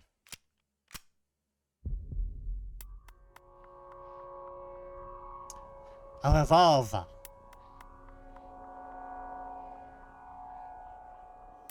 With a single fluid motion, the man lifted up the gun and pointed it in the girl's direction. He was aiming right for her head. Huh? The girl had noticed the man with the cane now. Seeing the gun pointed right at her, she froze in fear. Dude, there's like 50 people around! No, it's Kano's fault he decided to pursue onto Cop Ambush Bridge. Aki didn't hesitate. Breaking into a full run, he tackled the gunman with all his might. Caught off guard, the man sprawled to the pavement. But the would-be assassin kept a hold of his weapon and quickly scrambled back to his feet.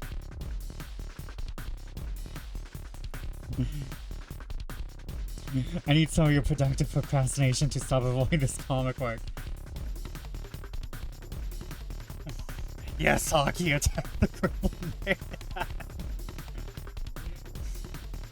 What you do is you bring up something else that you also need to work on. You actually need to work on this thing more than you need to work on the comic. And that will make you do the comic. You need to want to avoid something else more. That'll make you to do something you don't want to do.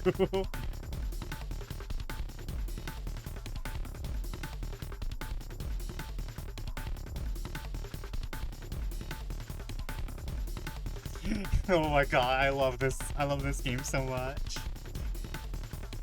Aki knew he had to act fast. He grabbed the ashen-faced girl by the arm and attempted to drag her away. This way, he shouted.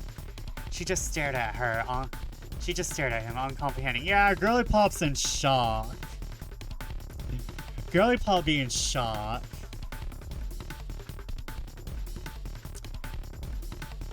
She stared at him, uncomprehending, trembling like a startled animal. Come on, run! Finally, the girl snapped out of her daze and gave a fearful nod. The police box, let's go. Still pulling the girl by the hand, Aki headed for the police box outside the train station. But it was empty. There were always policemen staffing these things. Why do I have to be unmanned now? Now with the coup de grace, hit the cripple in the knee with his own cane. Well, you'll get an X spasm next time, so Aki will have to avoid it by playing Dance Revolution.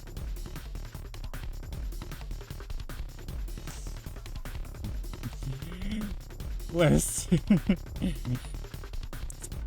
I'm expecting this, because this is from the Danganronpa writers, so like, all of this is like, par for the course.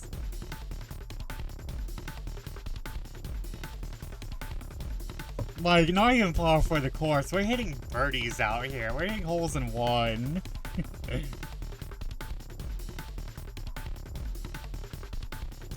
Aki flashed away, glanced behind him. Saw the assassin in pursuit like a man possessed. Yikes, this is not good. There was nothing they could do but run.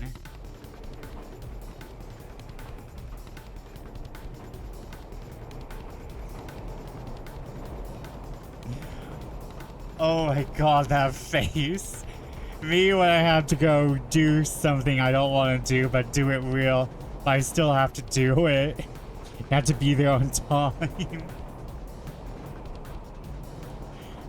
Me going into the outside world to do anything.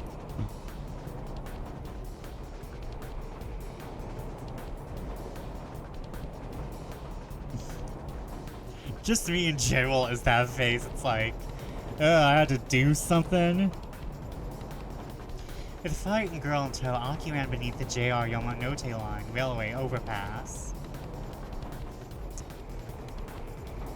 A railway loop line that services the Tokyo metropolis. Typically, the morning rush is quite intense. The stretch from Ueno Station to Okimachi Station sometimes has 216% capacity, roughly 300 people riding a space designed for 143 passengers. I'm related to the Yamate Line, subway that operates in the city of Kobe.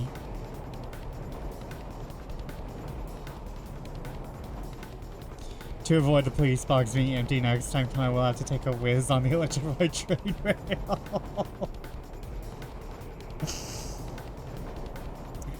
Listen, I would not be surprised if peeing in a different place actually does affect this storyline. Don't worry, just trust me, he told her. But first,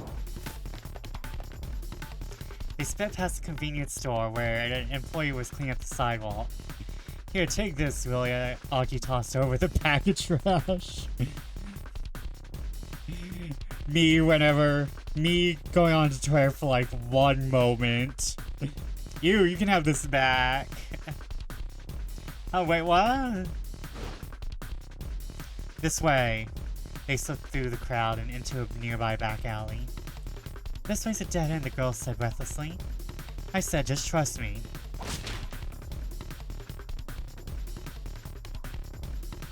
Tossed over the bag of trash. It's me. I'm the trash. It's me. And the graffiti is in Spanish. Considering that... Oh, we have ads. Considering that it is thought that the name for the Lolita fashion did come from Spanish, I wouldn't be surprised. Plus it's Tokyo. It is Tokyo. Tokyo does have a lot of visitors, so I would not be surprised if there is like multi-person graffiti. Multicultural graffiti. I'll be back because I'm going to refill my water.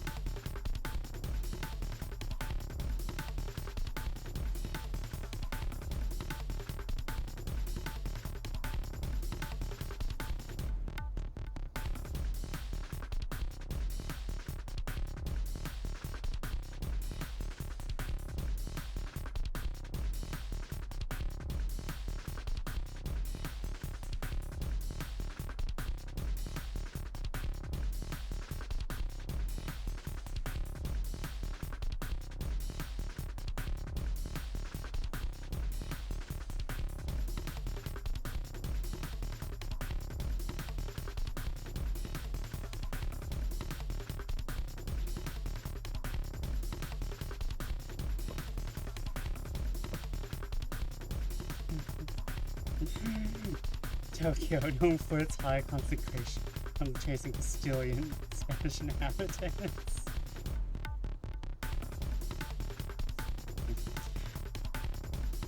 It is Tokyo, we do know that. That was in the opening credits. This does take place wholly in Japan. Where's my mouse? There's my mouse.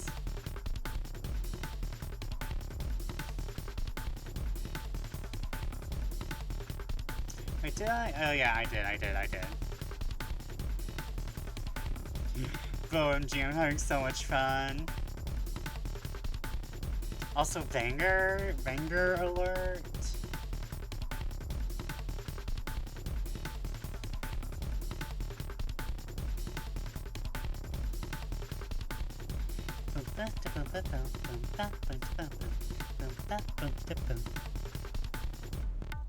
Okay, I need to stretch. I'm leaning over this thing like a shrimp.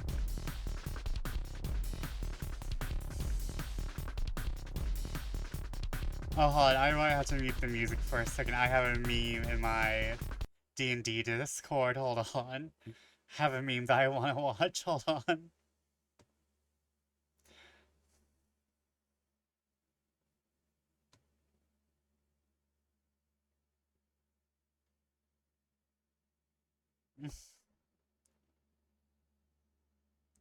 Welcome back from Ad Hell, everyone.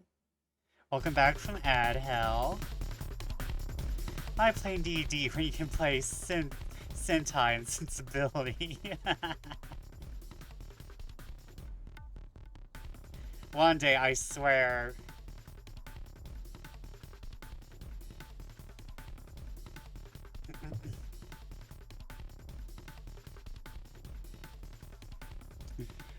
But I'm gonna be very real. I am 100% in love with this game. I know, like... I know it seems similar to the letter, but here's the thing. It's like... the delivery is different. This delivery is truthful in being this campy piece of media. They're wholeheartedly designed for this. This is what the writers of Danganronpa specialize at. Camp. Pushing the suspension of disbelief in the opposite way. The main problem with the letter is that the suspension of disbelief just stops existing. Like, you just can't take the story seriously after a certain point, you know? That's its main problem, is that it just kind of drops stuff, and like you're supposed to like be like, oh, okay, yeah, that makes sense. It's telling multiple stories that don't puzzle piece together all that well. It's like someone tried to mash up like two puzzles like as an art piece. But they didn't choose right puzzles. They chose like a magma castle and a unicorn. You know, it's like there's nothing that really goes together in the letter after a certain point. Meanwhile, this literally is supposed to be working together. Another thing is that I don't like I don't like most of the cast. Most of the cast is boring in the letter. And meanwhile, these two alone, more personality than the entire cast, I'm telling you. Stopping abruptly, Aki kicked down a wooden plank, covering a gap between two buildings. Clearing space that a person could fit through. See who can get away through here. In you go. The girl just stood there, looking terrified. What's the matter? Aki asked. Come on, we gotta hurry. But I... She looked as if he too was about to pull a gun on her. Could hardly blame her. After all, he was just some random guy who had turned up out of nowhere. But this was no time for dawdling. But the man with the cane appeared at the end of the alley. If they just stood there, he was going to catch them. Okay, sweetheart, hear me out, he said in a rush. My name's Aki Endo. I live in the neighborhood, and I'm not the kind to stand idly by while a girl is being chased by a killer. So please, just trust me and I'll do my best to keep you safe. He hoped the look in his eyes could convince her he was being on the level. After a painfully long moment, the girl nodded her acceptance. Phew. Alright, let's start with this. They had paused beside an enormous stack of beverage crates. A quick shove, Aki knocked the whole pile down, sending it cascading across the pursuer's path. So if I'm counting correctly, there are 18 opportunities for Aki and Kano to ruin their lives between 10:30 a.m. and 10:42 a.m. Have you not felt like you had a day where your life would be ruined between 12 minutes? Relatable.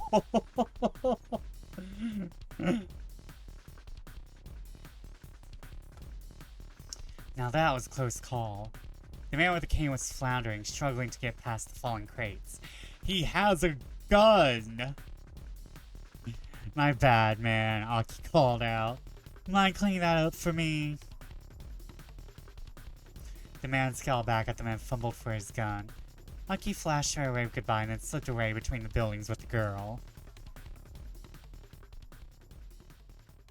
Only on days that end in Y.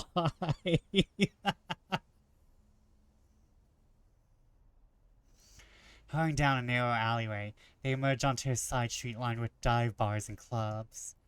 Assuming the man with the cane hadn't give up, probably lying in wait on the path back to the main road. Aki decided their best bet was try and stay inconspicuous rather than risk getting caught on the move. Guess we can lie low here for a bit, he said. He led the girl to the entrance of a tiny old hostess club. The Log Lady! She followed him reluctantly.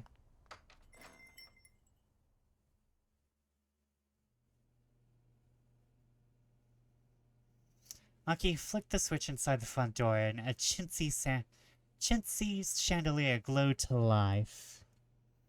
He sat the girl down on the small sofa beside the counter. Okay, like... I want that sofa, though.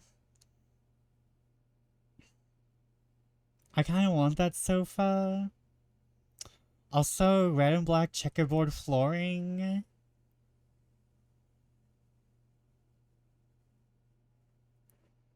I'm sorry, I'm sorry. I'm appreciating interior decoration after all of the nothing we got for the letter. She gave him a worried look. Aki felt a pang of embarrassment as he realized what she must be thinking. Oh, don't get the wrong idea. I'm not going to try any funny business. Someone I know used to run this place. It's not in business anymore, so I figured we're safe here. The girl chuckled at his evident discomfort. Alright then, she said. So, we good? We're good. Okay, well, good. Aki made a vague attempt to straighten his disheveled clothes. So, how about some introductions?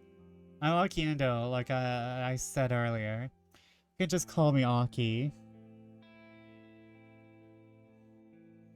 Like you said, I'm not gonna try and funny business. This is Shibuya Scramble, not the letter. We have class here. We have taste. We have writing ability. I'm Hitomi Osawa. You can call me Hitomi, I guess. Each new word out of Hitomi's mouth, Aki felt his heart sing. She was charming, personal. Just about everything about her was captivating. Aki had never met another girl like her. Aki? What? Is something the matter? You were spacing out there for a bit. Aki shook his head to dispel his daze. Damn, this is no time to get all starry-eyed. You need to think of some way to keep her safe from the guy who was after her.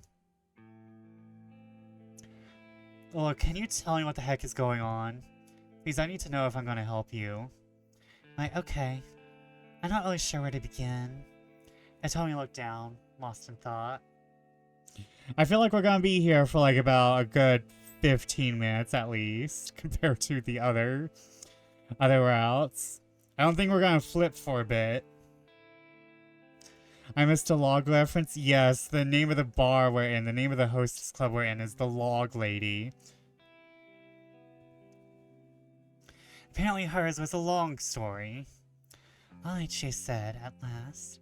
Guess I'll just explain things as they happened. Wait, hold up.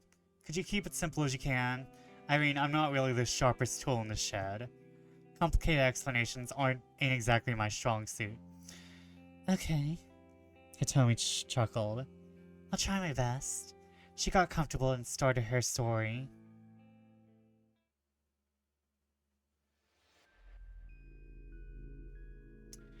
So, last night, somebody abducted my sister.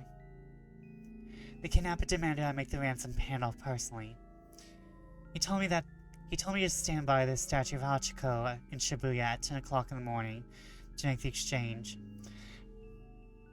Hold on. Wait, do I have... Well, I'm sorry, hold up a sec. Aki had suddenly lost the thread of conversation.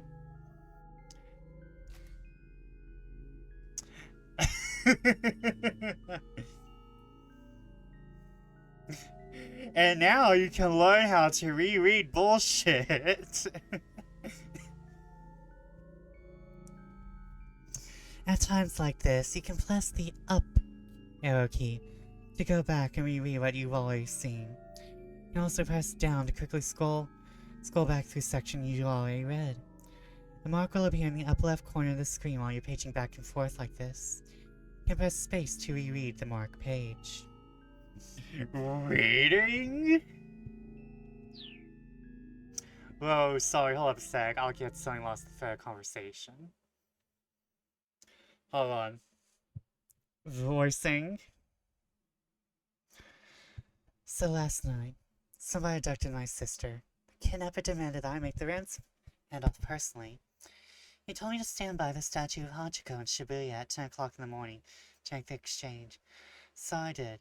This man came by and took the attaché case with the money. And afterwards, that other guy with the cane turned up and pointed his gun at me and... Oh, hold on. Could you say that again, but like simpler? Huh? I'm sure. I'm just having trouble following is all. Is this the plot of some movie or soap opera? No, that's not. It's some kind of hidden camera show? This is real. This really happened. You idiot. This really happened, you fucking numbskull? Looking at Tomi's eyes was dead serious. She's got to be telling the truth. What would be the point of lying? He had seen the attaché case and the gunman himself. Yes, I know, reading in a visual novel? How, may I say, novel? But shh. How much was the ransom, if you don't mind my asking? Hitomi hesitated. 50 million yen, she said after a moment. Aki gave a whistle of amazement. The detectives told me it was a typical amount for a kidnapper to ask for. It's plenty, that's for sure. I guess there's good money in that sort of thing. As soon as the words were out, he realized his blunder. Sorry, I shouldn't have put it that way. He fidgeted awkwardly and Hitomi looked away. I'm an idiot. But okay, I think I got this kidnapping thing. So I'm guessing those guys who chased the guy who took the ransom were undercover cops. He replayed the scene in his head. Then, the kidnapper took the attaché case and ran, right? So if you were empty-handed, why did that guy with the cane come after you? I'm honestly not sure. Hitomi's words trailed off. This was clearly difficult for her to talk about. Anyway, we should probably get you to the police as soon as we... No, we can't do that. Hitomi's tone was resolute. I can't take this to the police. Why not?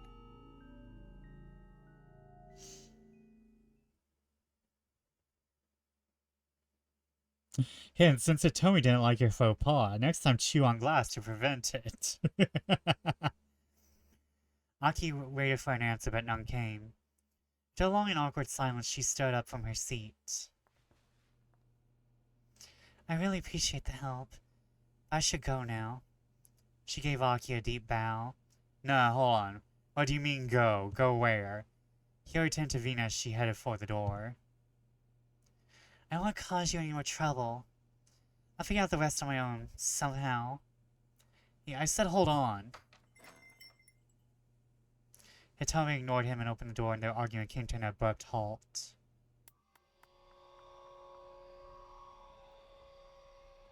Standing there was the man with the cane, his revolver in his hand.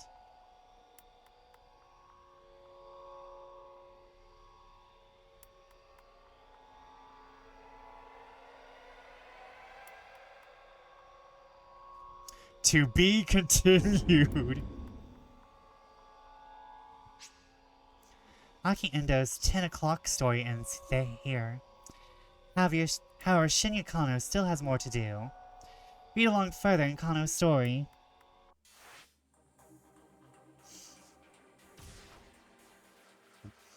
Next time, to distract the gunman, Kano should have a Dr. Pepper for a lunch, not Pepsi. To be fair, sometimes your entire mood depends on what drink you have for breakfast. And I'll be real, Pepsis are better cold.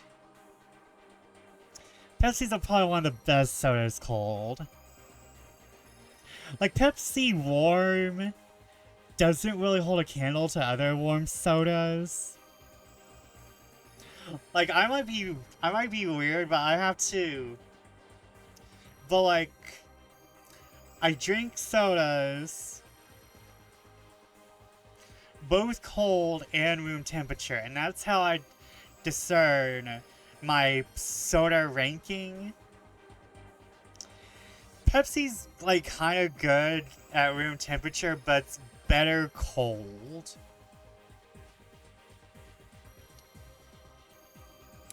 Dr. Pepper for me is kind of one of the best sodas because it's both good at room temperature and cold.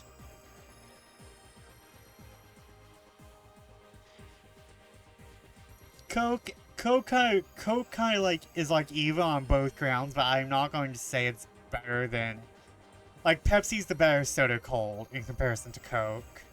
All I wanted was a Pepsi, just one Pepsi.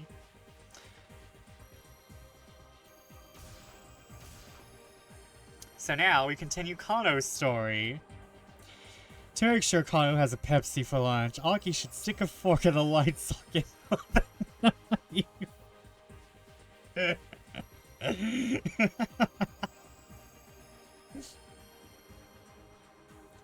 And to ensure Aki sticks in the fork.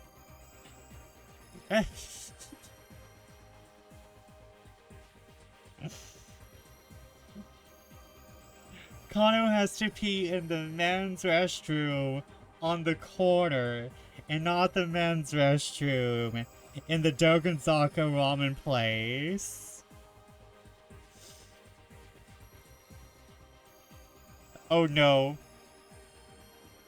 I'm not sure I can keep this up until 12:30. I wanted a 5-hour stream, and by God, I'm gonna have it.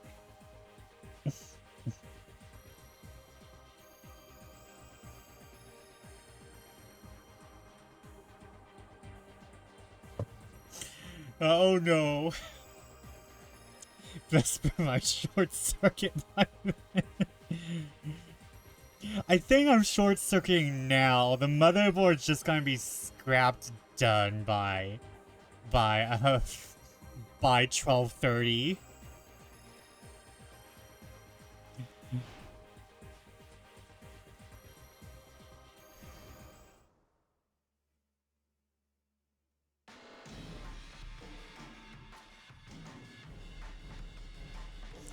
Looks like Aki's chance to stick the dick dart in the light socket has passed, but you can buy him a bit more time by having Vesper Fortune check his throat.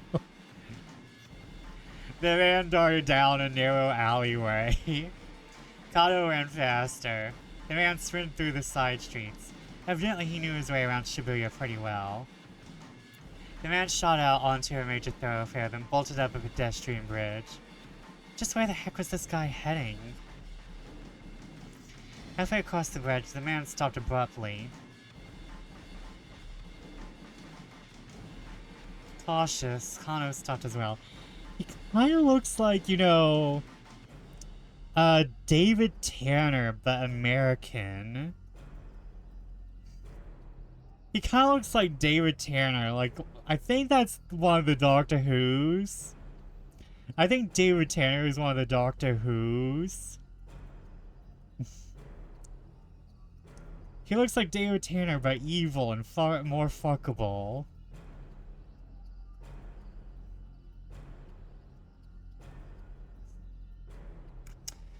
Cautious, Kano stopped as well.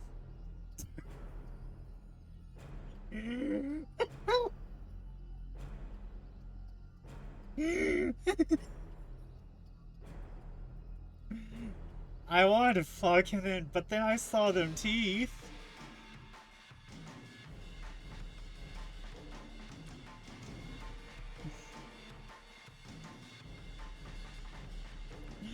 Oh no. Listen, I need to go visit. I need to get adult braces, but I don't have my teeth jutting out of my damn skull.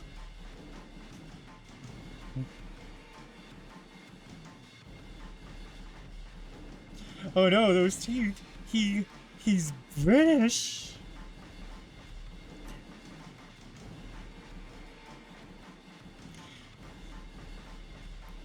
Oh no. He's British. I'm sorry, but if it looks like I could take out your teeth with my tongue, I don't want to kiss you. If it looks like I could, like, unloosen your teeth by wiggling my tongue a little. I don't want to kiss you.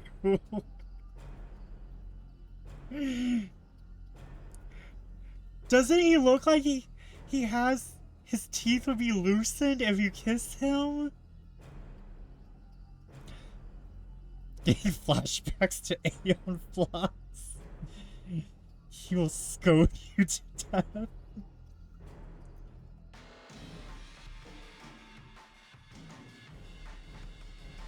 Listen, I couldn't deal with him. My nightmares are all loose teeth dreams. I have so many dreams where I feel like my teeth are loose.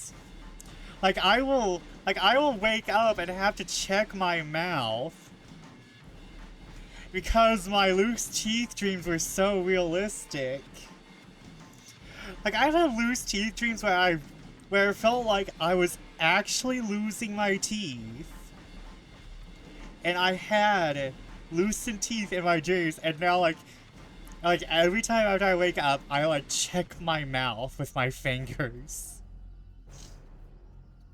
I'm like, oh god, did I swallow my teeth? Did I push my teeth into the back of my throat? Fear losing teeth, that is a real thing. I'm just like, no, I can't kiss you because I'm afraid I would make you lose your teeth. You were fuckable until you smiled, I'm sorry. You were sexy until you showed me your teeth. Put those things away. Don't show me your teeth. Don't show me your teeth. Teeth, teeth, teeth. Height, roughly 190 centimeters. That's how they make chiclets.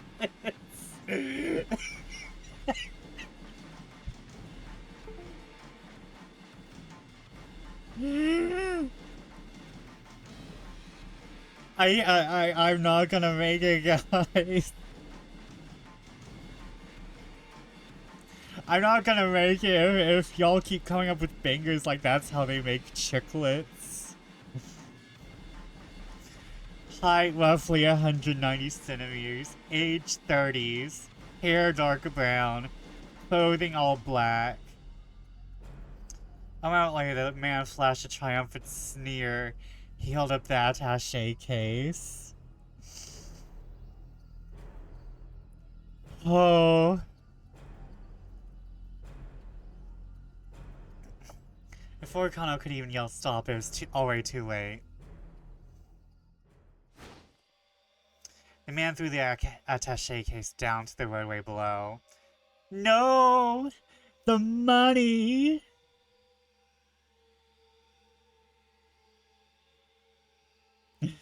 Not the money! The innocent drivers below. I put a shady Facebook link to the Aeon Flux teeth scene for you, Vesper. It sounds like you might not recognize it. No, I have not watched Aeon Flux. Why invest in professionally made false teeth when you can make perfectly good dentures with rubber cement and a handful of jacket plates? Listen here, with how America's health system is going, I would not be surprised if we rely on the crafters of the world. If we get like not paper mache dentures, but resin. Not I just you can make teeth. You can I've seen people on YouTube. You can make dentures yourself. And I'm sorry, but I think we might be heading towards dentures. Dentures say I'm a pharmacist. I understand that better than most. I'm so sorry. I'm so sorry you get to watch the healthcare system evaporate right before your eyes. I'm so sorry. I'm here for you. I'm here for you. Know this as a person who... Know this since I'm a person who has not went to the doctors in a bit. I'm here for you.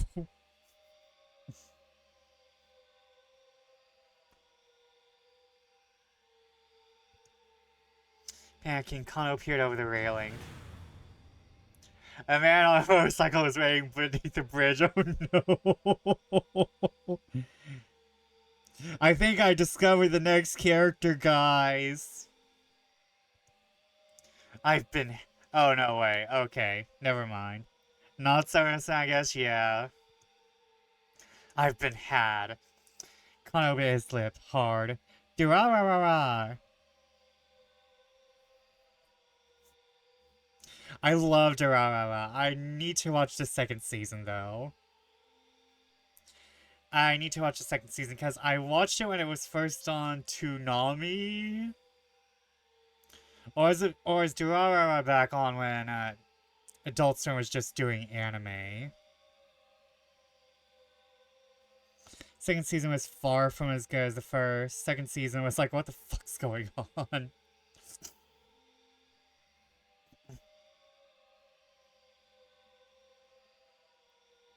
I'm writing a leverage RPG one-shot where the Mark is the CEO of a healthcare company. It's my attempt at therapy. Ooh, I love leverage. You just activated a brain.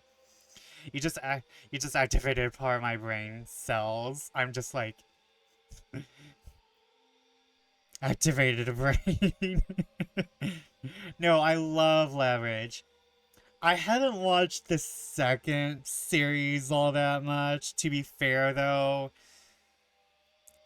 it doesn't really interest me as much because it definitely feels like no one has like their assignments. Although, like, they lost their assignments nearing the end of the main series and everyone was doing a little bit of everything. However, I just don't find the second season interest as interest. I mean, like, I watched a little bit of it, but I do feel like because Nathan isn't there, there's a little bit lost. If you don't want to do a Sentai Sensibility one-shot, would you like to do a leverage one-shot? I want to do everything. It's just that I'm gonna be real, I just don't like bothering people. Even when people offer stuff, I'm like, am I going to be bothered if I take this? It's much more of, oh, it's much more of, I just procrastinate. I just procrastinate on stuff. It's like, I want to do all these things, but I just haven't gone over my bad procrastination habit.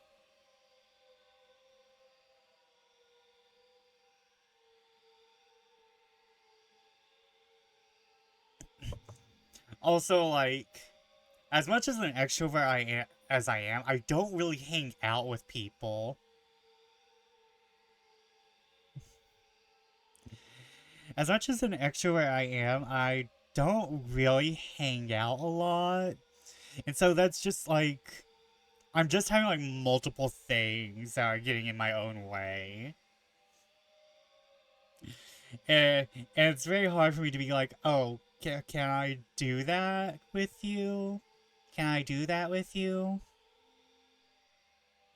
Vesper's the extrovert who doesn't touch grass. Yeah, I'm an extrovert in my own house. I'm an extrovert in my own observatory. You take me out of my comfort zone, though.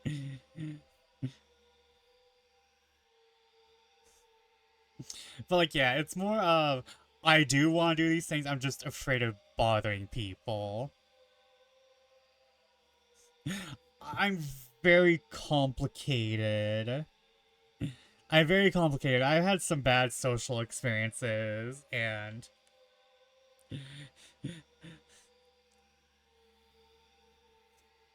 I'm older, I just don't care much anymore, yeah. I feel the need to connect with people, but I'm afraid, yeah. Yeah, it's kind of like, I don't want to say I'm afraid, it's just that it's not something I'm used to. I'm not used to people offering to do things with me. That's actually a thing. I don't have people offer to do things with me too much.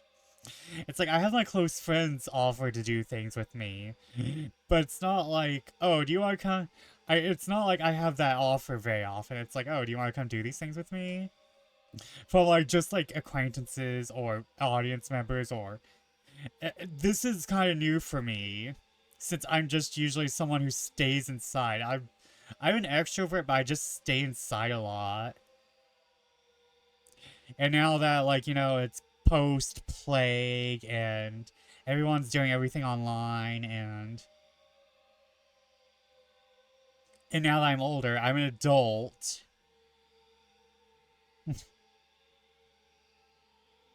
I could reframe it. Think of it as doing me a favor. I could test the play. I need to play the game before I take it to a convention.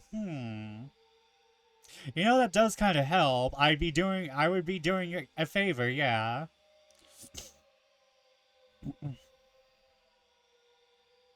They're fucking dragging you off everywhere if that were the case.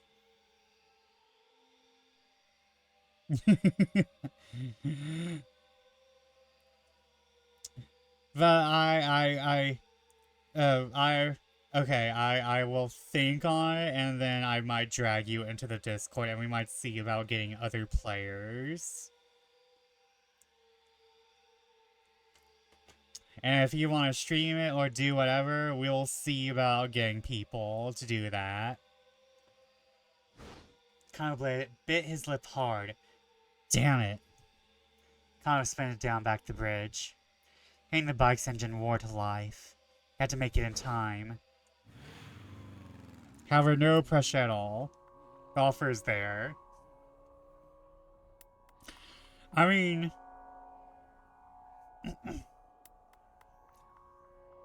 I am a Sophie boy pop. I love Sophie. I don't have the voice acting capabilities of Sophie, though. Parker used to be my favorite character, but now that I'm older, it's definitely Sophie. Descending the stairs 4 at a time, he leapt towards the roadway, but the bike sped out of reach and roared away in the direction of Yoyogi, leaving Kano in its dust.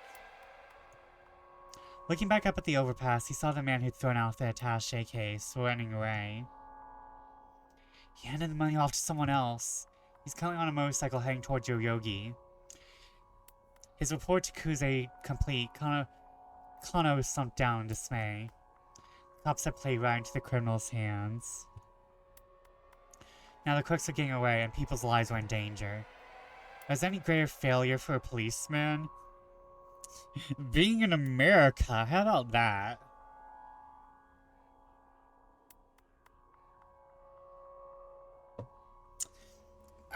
Okay, well, let me talk about leverage for a moment. More again. Sophie and Parker are my favorite characters because just, you know, girly pops.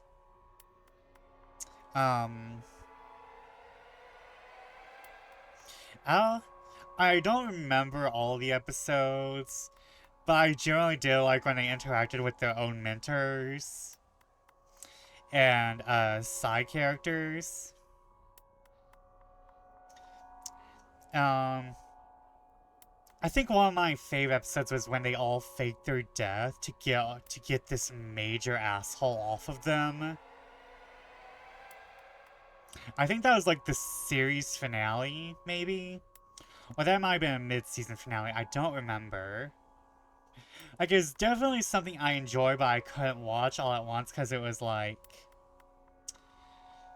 Because it was like something I watched whenever it came on. It wasn't something I actively, was able to watch when it came out.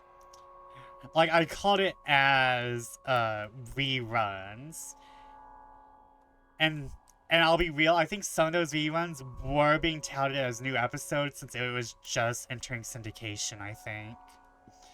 I love the Rashomon job. I'm also a sucker for Rashomon stories too. Ooh, yeah. But I really liked anything Sophie or Parker based. Oh yeah, I remember that one when they all told the story, and everyone had different viewpoints of each other, and it was ridiculous.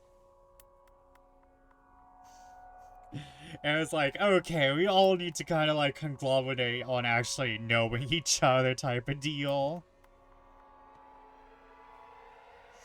And I do like how they eventually branched out to do each other's jobs more thoroughly. Like, everyone was taught under Sophie. Parker got a little bit of a... Oh, I forgot his name. I'm so sad because I did, Tech Dude. Parker got to learn a little bit of hacking. Sophie got to be a little bit of a mastermind. Everyone had their own mastermind moment. Carson, yeah, that's it. Yeah, now I remember now. And I just had his name. I want to say Eli, but I'm probably wrong. Elliot? I think Elliot was the puncher, right? Yeah, Elliot was the muscle.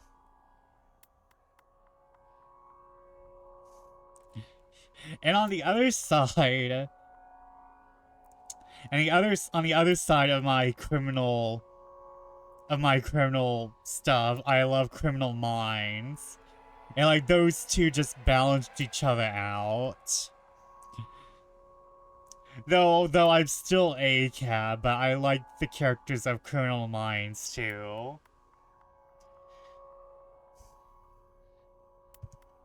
Staring off into the distance where the man had thrown the case had disappeared, Kano gritted his teeth.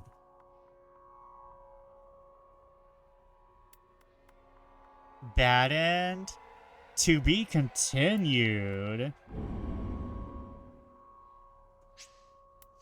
You finished reading both character stories for the hour of 10 o'clock. In 428, you'll make your way through all the protagonists' stories in parallel like this. Once everyone has reached the end of a given hour, the next hour can begin.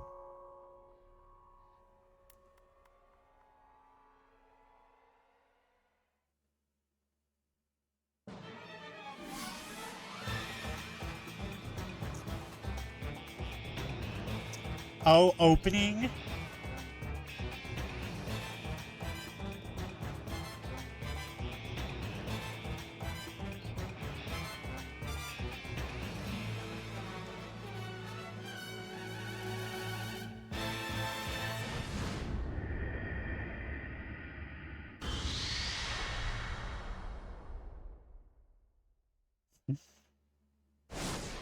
You wouldn't download a car.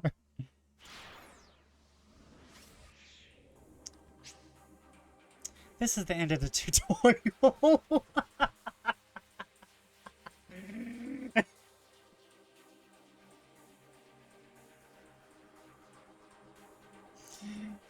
That was all prologue? Yep. The fuck? Who the hell do I see over there?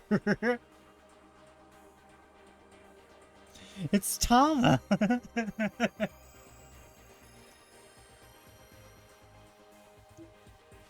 You can reread the previous tutorial messages via the main menu. A mouse, cat, kangaroo, pouch. There's a lot of important info in there, so we read it closely. Now 428 has reached the 11 o'clock time block. You have 5 protagonists available. Whose story will you read first? Is there even a choice? Is there even a real choice here?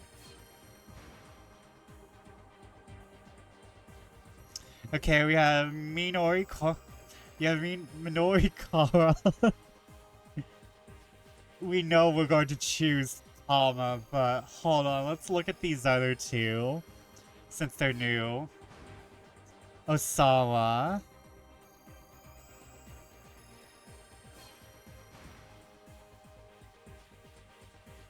We have Man in a Trench Coat, and we have his NPC. I'm sorry, sir, you look like an NPC.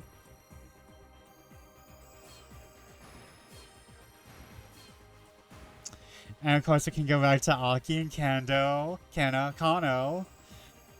But, oh my god, wait, look at how they move. Look at how he moves. That's his superpower, he can be invisible like a background NPC. I'm sorry. It doesn't even have a neck. It doesn't even have shoulders, it's just a head.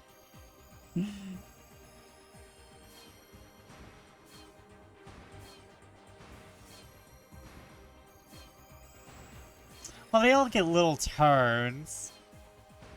Meanwhile, Tama. The Tama just wiggle. I'm sorry. We only have one choice here. There is the illusion of choice.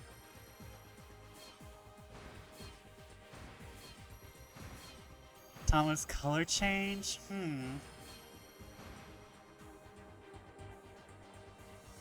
Oh, just saturation, I guess. Yeah, maybe. I'm sorry, we have to.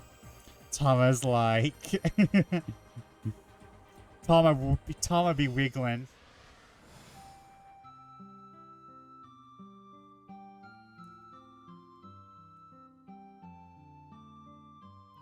Oh no, this is gonna be like some sad wagey, isn't it?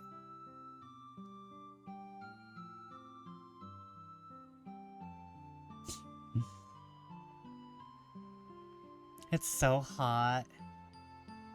It's so hot in this thing. What does the Dick Diary say about someone in a mascot costume? I don't want this sad music with this sad wagey. Way too hot. I feel like I'm sitting in a sauna. Everyone else on the street looks nice and cool. Oh no, they added the heat wave. They added the heat wave effect. Oh no. But here I am getting treated to my very own personal midsummer heat wave. On top of that, I can barely see. I can barely breathe for that matter. But hey, what can I do? Oh, I think we know the murderer, guys.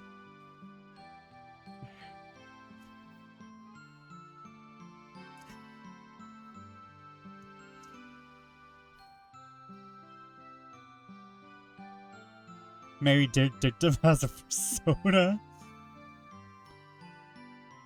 If Dick Dictum doesn't have a persona, I'd be disappointed. Oh, I'm so thirsty. Some iced tea would be amazing right now. I'm going to pass out from dehydration at this rate. I may as well admit it. I underestimated how tough this would be.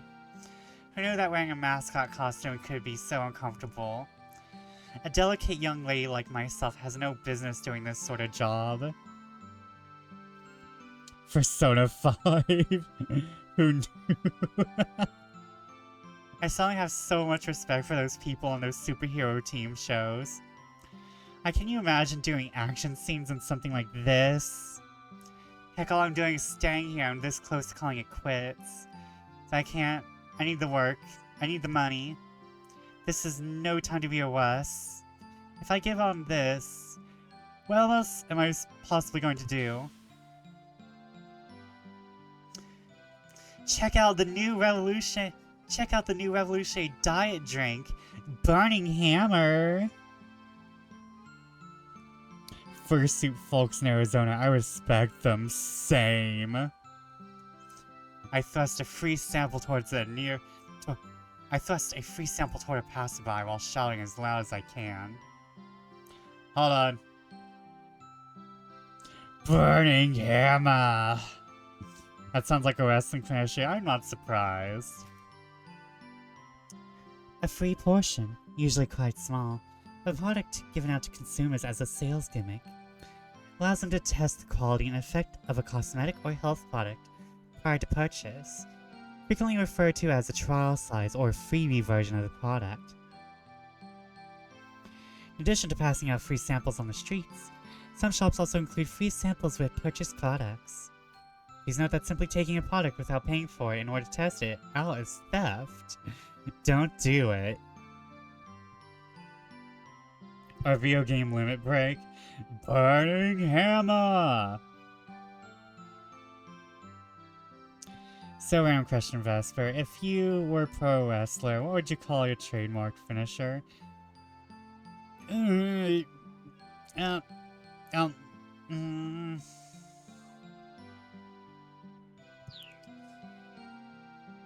honestly don't know. Because I've always seen myself as a support class. So seeing myself as a tagger is kind of a push, but I also don't watch wrestling.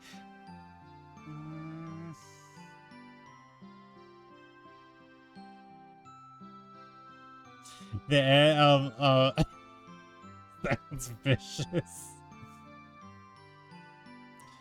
What if you called out a support move that assisted the final blow? Y'all putting me on the spot like this?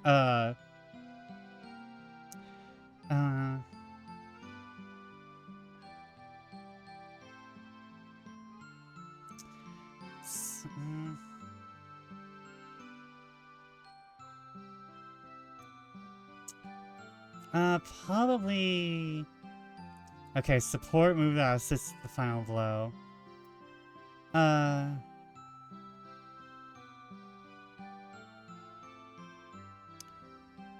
Shining Constellation? Alright. Shining Constellation, maybe, the final star in the constellation, maybe? I have a lot of lore coming up soon that I need to finish and make a video for, so... You know, we have some constellation stuff happening. Something like the Rock Bottom, the Stone Cold Gunner, the Snarling Shield Piercer, the really big punch. I almost said Earthly Star.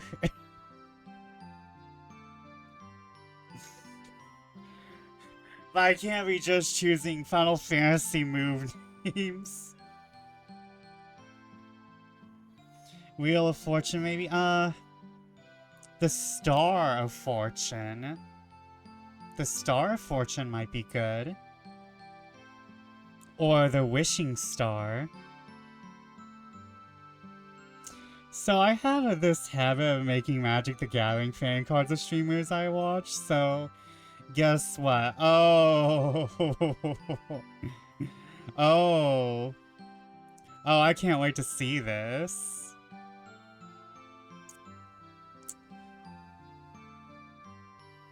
I have art you can borrow. You just need to ask. If Silver has your Discord, I can send it to Sylvan. He can send it to you. I do need a decent pic or art. Or like you can come join the Discord. It's in my about section somewhere. Wait, does my Discord command work, or was that on Moobot?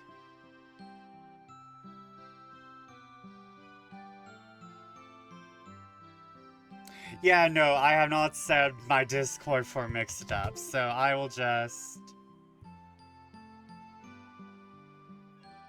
Come on, mouse. Do it for me.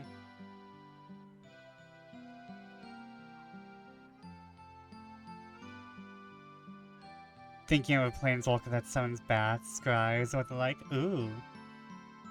Yeah, there's a link in the About Me and the panels, yeah. So here we go. I can see you. Are you in my welcome? No, not yet. Thinking of a planeswalker that summons bats, scries, or the like. Ooh. But I will send Silver some art for you.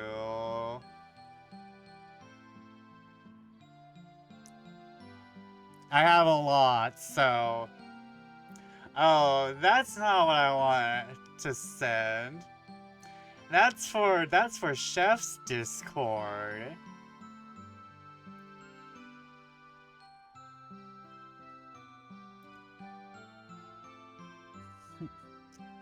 But I will send... Where is the regular version? I'll send you the good art. I won't send you chibis.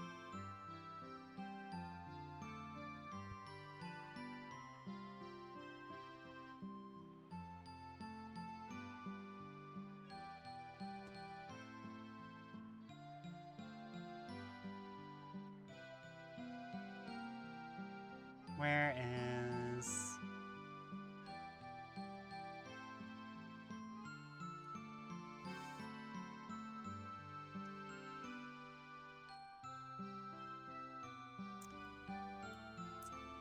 Yeah, I think... Oh, hold on. I'll send the tarot card. Oh, hold on, wait. No! Me stopping everything I'm doing for free Magic the Gathering card.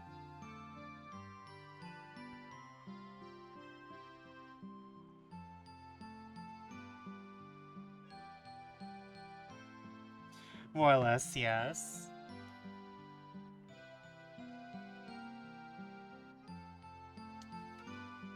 I mean, most of these are square adjacent.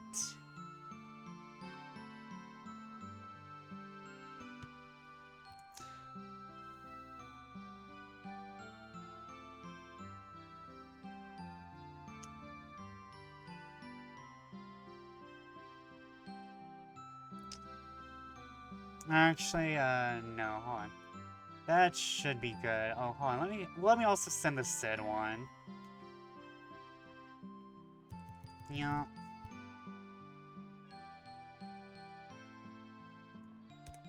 Feel free to choose from any of those. Now we get back to the sad wagey.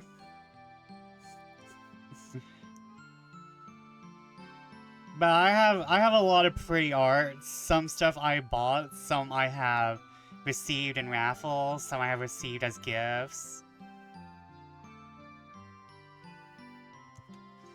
Come on and give it a try. Oh, it's no use. People just walk by one after the other. They avoid looking at the sample. It's been like this ever since I started standing here. What gives? You figure at least one person would have taken a ball by now. I mean, it's free. I haven't even managed to give away a single one. If this keeps up, there's no way I'm getting paid. This whole miserable experience will have all been for nothing. Just drink this and watch the pounds melt away. No exercising or dieting necessary. I can hear the desperation in my own voice. Just burn, burn, burn, burn those pounds away. They're giving me cold looks now. They probably think I'm some shyster trying to offload a dodgy product. It's that simple. Simple, folks. Just drink the weight away. I guarantee it. Heck, this whole thing reeks of a scam to me, too. In other words, it seems extremely dubious or suspicious. The word scam, referring to a type of dishonest scheme, is actually of unknown origin. Several folk etymologies have been proposed, including it comes from the simple shortening of scandalous misdeeds. But these claims have little evidence to support them. Oh, so scam doesn't even have an origin? Scam doesn't have an origin? Okay, we have been taught. We have learned today, chat. We have been learnt. I can work with this. I'm glad you like them. Losing weight just by drinking some concoction is way too good to be true. But still, free is free. You think I'd be able to give 1 or 2 away? It's not like I'm trying. Okay, pet talk time. You can do this. Think about the money. Just start with 1 bottle. Alright, I'm going to give this bottle away to the next person I see, no matter what. I close my eyes and gather my determination. I just need to get started and the momentum will build from there. Alright, eyes open!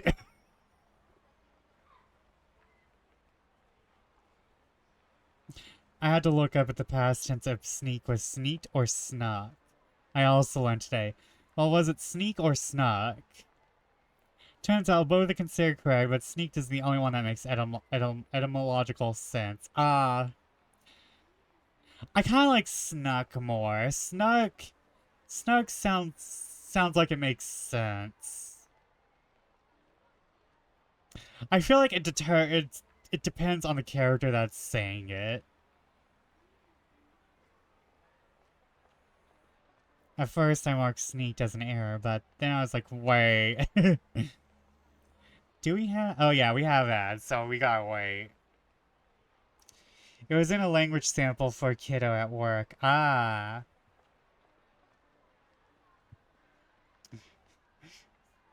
Yeah, I would be like, wait, is this a word?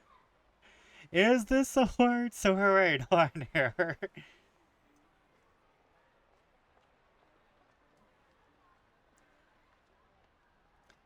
Okay. While we wait, I'm going to stretch. Uh,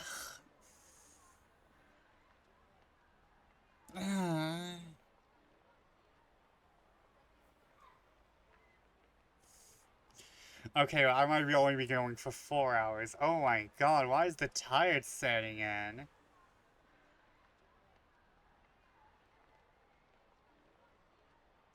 I'll try for 12. I'll try for going until 12:30, but oh my god. Okay, no, that was just a moment of tired. That was just a moment. Okay. Move shoulder blades again.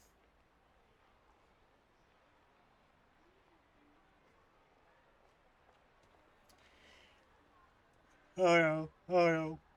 Eepy again. Sylvester's an elder being. It's so in it from being a golden corral. Vesper's boosted by laughter at that guy's wig. True. They're not even hiding it. That is a wig. That's a wig. Golden Corral's new slogan.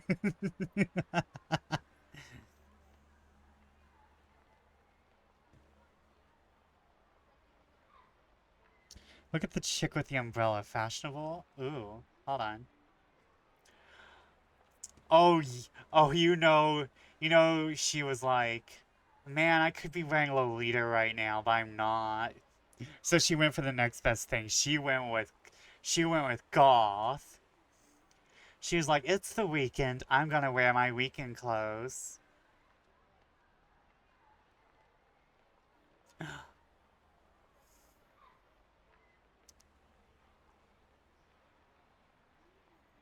She was really like, she's really like, I'm going to bring out the whole parasol. That's me though. I just, it's not raining. Why are you carrying that? It's for the sun. You know, you should always be protecting yourself from the sun, darling. A parasol is useful in the rain and the sun. Or at least you should be getting a parasol that can block out the sun and the rain. She could play more than one note at once in performance or in Final Fantasy XIV. Reading the sheet music and trying to simplify it and keep the sound is hard. Yeah. Yeah, a lot of professional music players have said that the player in FF14 is very hard to work with. Like, they were like, yeah, no, it's not surprising people use the Bard player. It's not surprising that people use the forbidden knowledge, the forbidden tools. I would not be surprised if, like, 10 years from now they decide to make it easier, but for right now, it's kind of an accomplishment if you want to use it, and like, I don't think people using the Bard player really stops other people from enjoying it or having fun. The only people who don't have fun with a Bard player with like a Bard using the forbidden tools is a person with their stick up their ass, honestly. Like, you have a problem with the Bard playing music? Using a tool to just make music easier? Yeah, no, you kinda have a stick up your ass, my dear. Alright, eyes open. There are 2 people walking in my direction. Wait, 2? Oh no, which one do I pick? If I keep waffling, they're going to pass me by. Just need to hand this bottle off. Which one of these guys looks more likely to take it? Clutching the free sample in my furry fist, I try to force on the businessman to my left. I try to force on the disheveled fellow to my right. It's Sasayama, who's in his cosplay, is going to be very receptive to us. Clutching the free sample in my furry fist, I try to force off on the disheveled fellow to my right. To my surprise, he takes it. Oh my god. The full body. It's Mr. Dictum himself. No. This is Sasayama. This is the cosplayer. Kano is Mr. Dictum. I want to be real though, this mascot outfit is pretty fucking adorable. That tail gonna be dirty as fuck. Well, no, it's Japan. It might be. It's gonna be cleaner than it'd be in New York. Actually, hell, rats would bite it off in New York. No, I'm kidding. I'm kidding. I'm sorry. I'm sorry, New Yorkers. I don't mean to be mean. To my surprise, he takes it. Huh? What's this? He asks, lifting an eyebrow as he looks at the bottle. I went to New York City once. I didn't see any rats. That's good. That's good. I flap my fuzzy arms and strike a cute pose as I launch into the product pitch. It's Burning Hammer, the #1 new diet drink. Please give it a try. No thanks, the man says. I'm good. I keep my arms held open and I keep my arms held open and wide and pretend I didn't hear that. I'll pretend I didn't hear that. If you just ignore the problem, it'll go away eventually, right? Look, he says, I'm in a hurry. You should give this to someone else. He tries to hand the sample back to me, but I hold my ground. For a few moments, we are silent. Maybe he's weirded out by the cat alter ego holding it its freeze frame pose. So eventually he looks away, slips the ball into his pocket, and walks off. If I just do nothing, he will have to keep the bottle.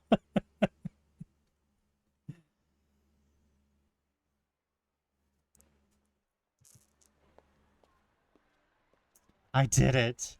I finally got someone to take one. There's still so many samples left. My brief surge of excitement dies before I can even fully take hold.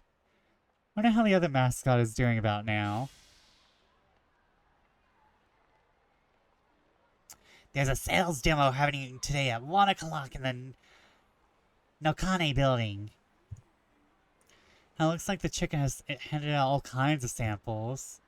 I don't get it. How come nobody's taking any of mine? What could I possibly be doing wrong? I look at the clock. It's a little after 11. My morning of wandering, hawking diet drinks is just about over. I need to get ready to head over to the sales demo. Let's take the costume off, but then I'd have to carry it. The samples I haven't given out are almost too heavy as it is. Oh well, I might not have gotten results, but I tried my best. Hope they don't withhold my pay or anything. Hey, what gives? You got that many left?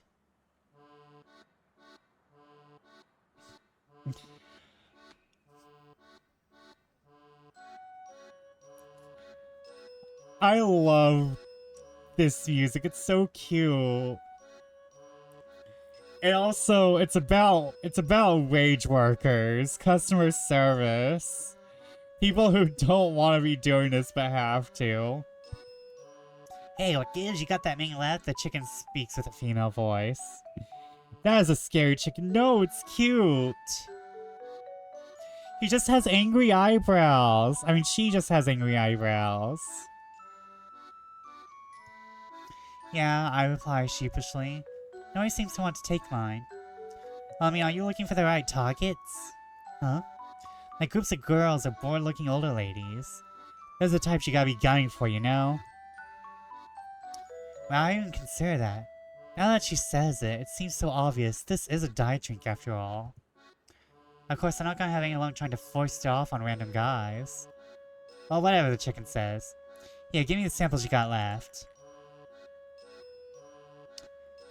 I hand over my samples and the chicken dumps the whole lot into her basket. I'll drink whatever's left so they don't find out you didn't pass them out, she says. Huh? Wait, like all of them? Yeah, all of them. Oh no. The chicken sounds pretty confident in herself. These may just be sample-sized balls, but still, they add up to a lot. I can feel myself on the brink of tears at the kindness of her offer. Thank you so much. That's a huge help. I bow deeply, which makes my mascot head wobble.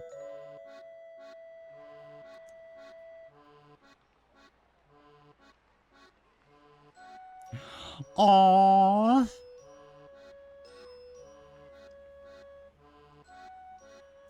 That's kind of cute.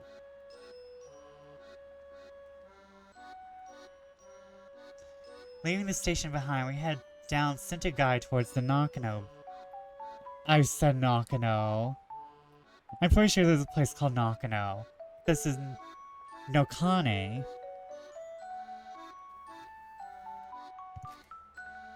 The 428 Nokane building. Okay. A multi-tenant office building in Udagawacho, located in Sintagai, Shibuya's downtown district. In addition to hosting the weight loss drink sales demo, the building is also home to foreign capital protection firm Japan Cellcom, the IT mainstay Shibuya On Net, Sun. Oh no. I went so hard in Japanese, I mispronounced an acronym. Video game developer Shindai Trade Co. and Strike Back Labs, publisher of the monthly magazine Science Strikes Back, along with many other businesses. Shibuya on net. Son. The Bunny Hammer Cells demo is going to be held there this afternoon. Job's supposed to pay 10,000 yen for the day, or if we can sell at least 100 balls at the demo, they promised another 10,000 on top of that. I need to make sure I sell those 100 balls. I need that 20,000 yen, and I need it ASAP.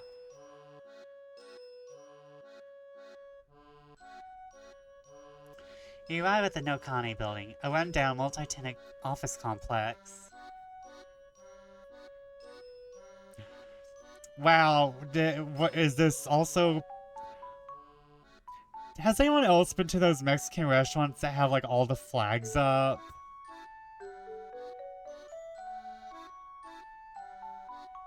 I feel like I've been to a few restaurants that just have flags.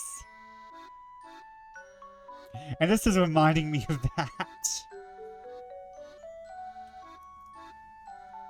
The green chairs and the picnic table is not helping. I feel like I'm about to eat some really good as fuck food.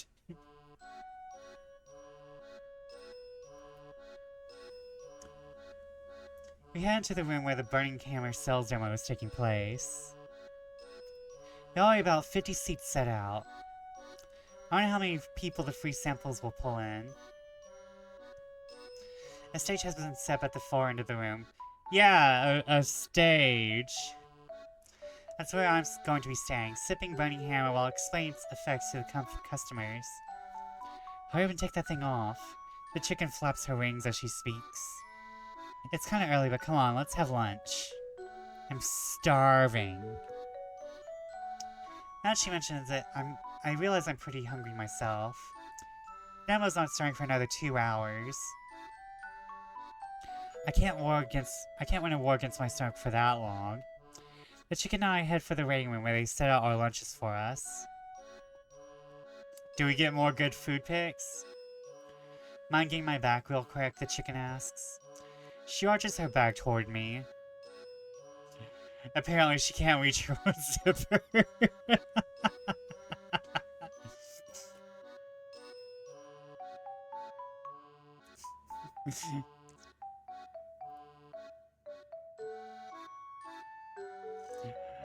Okay, that's kind of cute.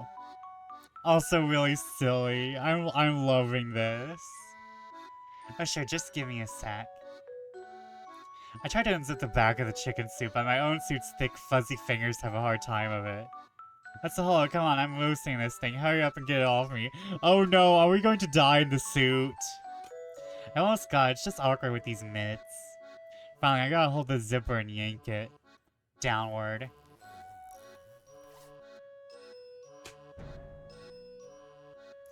A girl emerges from the chicken as if the chicken itself were an egg. Ugh! I am alive! Her red sweatshirt is drenched in sweat. Last at lunch, she's kicking back and cooling off with a hand fan. I'm sorry, but would you mind getting me to you, I ask? Yeah, okay. I turn my back to the girl. I hear metal clacking behind me. At long last, I'm about to be free of this 5-ton fursuit. Huh? The girl murmurs awkwardly. Huh? What? A spike of anxiety hits me. What's wrong, I ask?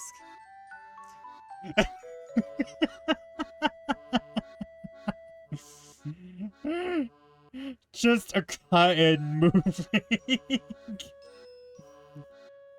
That was they just literally put a PNG and moved it. Yeah, that's a no-go. Zipper's busted. What? Yeah, I'm sorry, this thing ain't coming off. What? My vision goes dark. No, no, no! I tug desperately at the costume, but no luck. I'm trapped inside. Oh, what the crap. Oh, I'm loving this. Oh well, we can talk to the boss about when he gets back, the girl says. I mean, it's not like we can just cut it off you with scissors or anything. She sounds entirely unconcerned. It's so unfair, I need to get out of this stuffing, sweltering steam bath as soon as possible. All I can do is clench my fist in an impotent rage. But anyway, good work out there today, the girl continues. I'm Chiriko Osugi, by the way. You can just call me Chiri. She smiles as she introduces herself.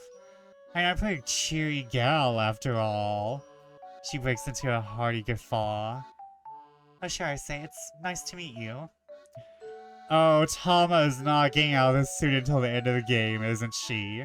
I know how this goes. She's not seeing out of this suit until the end of the game.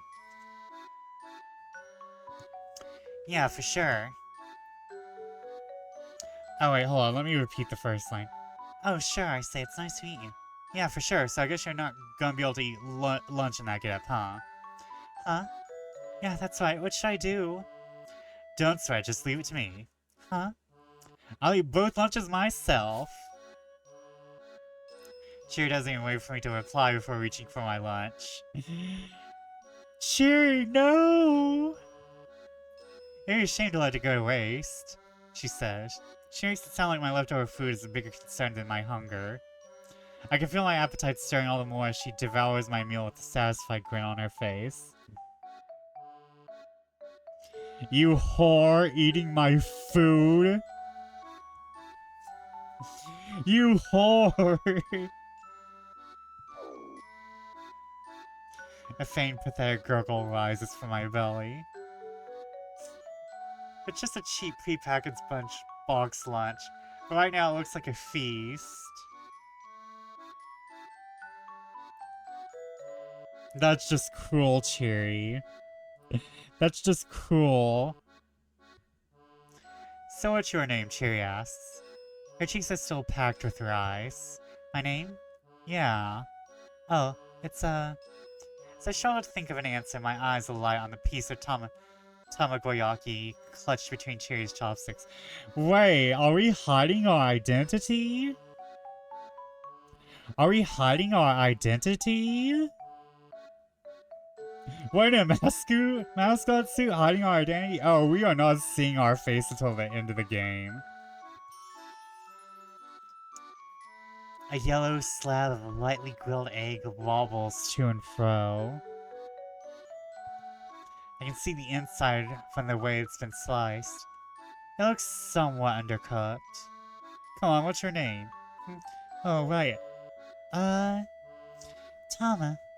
It's Tama. Oh, you mean like the famous cat? Well, ain't that fitting? Cherry chortles and stuffs a piece of tamagoyaki into her mouth. Takes a big swig of iced tea. I am beyond jealous.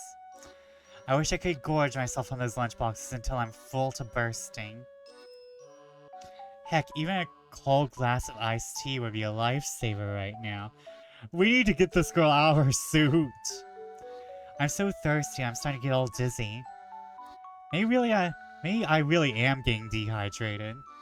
This isn't good.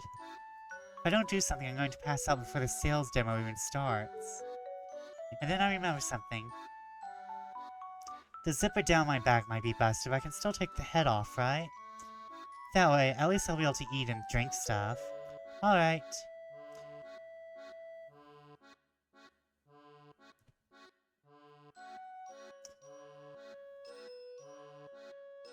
I started to grab the head in both hands and yank it upward with all my might.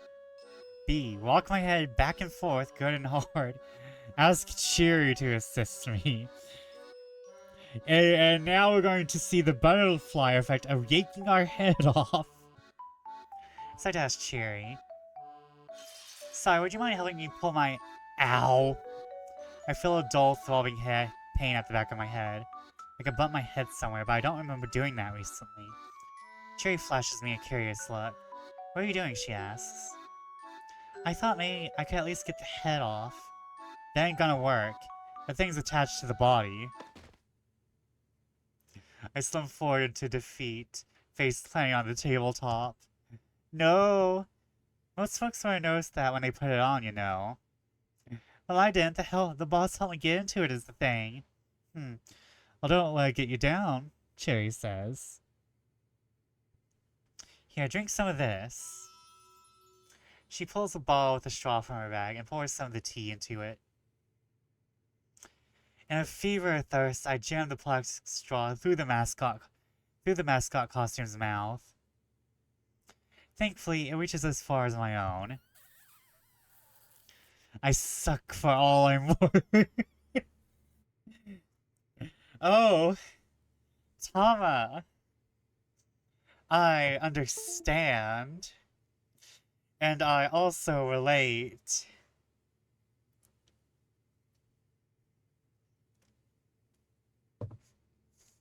I too have sucked for all I am worth.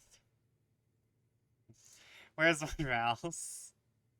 I just need to unhook my phone. It's not gonna work. If you put a good man in front of me, I too would do that.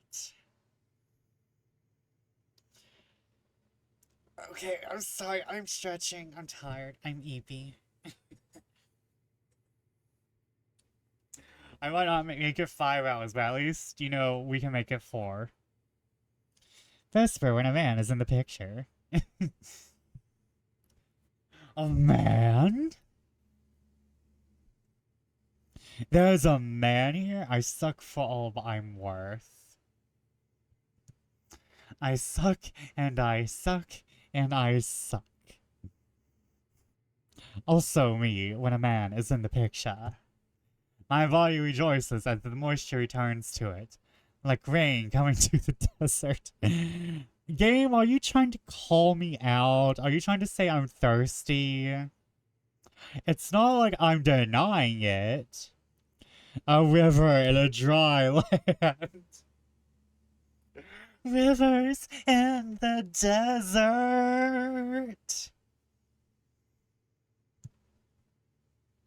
And thus I revive.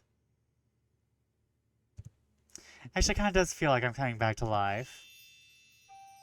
Oh, thank you so much. I'm never going to forget this as long as I live. With tears welling up in my eyes, I clutch Cherry's hand in my fuzzy mitts.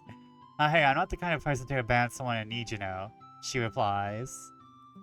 Embarrassed grin crosses her face. How come you're carrying this ball around with you anyway, I ask. That's because I make my own protein juice. Protein juice.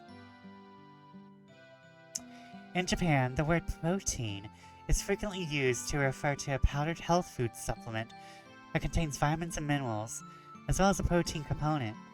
It is dissolved in milk or another liquid to create a drink. A protein diet typically involves drinking a glass of this in place of a meal. Drinking it in place of tea would assuredly lead to weight gain.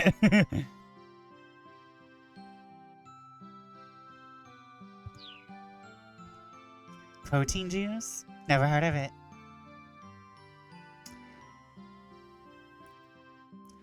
I heard that if you have protein juice for one of your 3 meals a day, you lose weight. So yeah, I kinda need to keep it. Given Cherry's so chubby frame, I don't think the protein's been working so great for her. Tala, no! Tala, don't be mean to her. Although I just heard in Asia, people will just say, hey, you're kinda looking a little chubby out of worry. Meanwhile, if you said that in America, you know, you get your ass slapped. I'm trying all sorts of stuff, but right now protein is totally the best thing for my diet. This stuff, though, Cherry casts her eyes samples a burning hammer on the table. It's like totally bogus. Huh?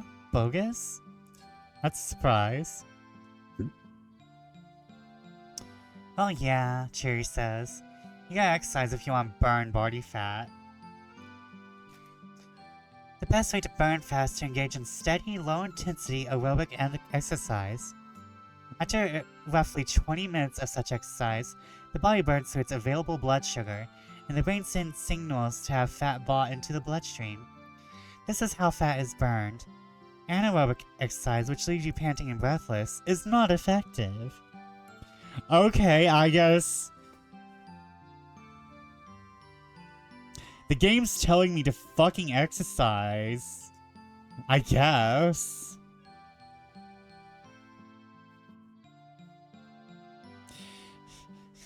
I'm being called thirsty and I'm being told how to exercise, chat. I'm not sure.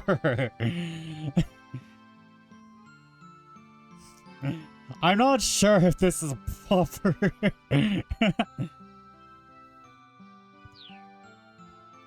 She smacks herself on one flabby arm.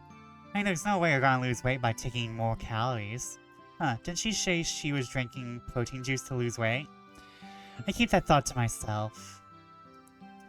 I mean, that'd be as ridiculous as all-you-can-eat Kobe beef, she adds. She shakes her head seriously. I've heard such good things about Kobe beef, oh my god. I'm not sure about using all-you-can-eat anything as an example in discussion about weight loss. Listen, Taba, you just gotta go to a buffet once in your life. Again, I keep the thought to myself. Hey, a job's a job, Cherry says after a moment, perking up again. You tell me to sell this junk, I'll sell it. A sudden wheeling comes from the other side of the door. Please, just give me time. I swear I'll get it back to you. What the heck? Cherry says. Is that the boss? I nod. That's definitely Mr. Yanagashida's voice. He's the guy who hired me. Have you had ragu? I want to have ragu, but I haven't really been to I've been to places where ragu is being sold, I think, and the deed is done. And the deed is done. Deed, that is. I mean, I don't know, I've seen some hot liches. I tend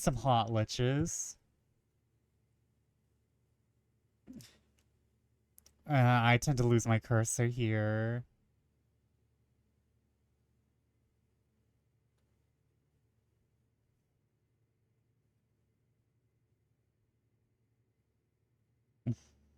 The assassin's catchphrase. Okay, hold on. Okay. I will add a roll. You are now a pup.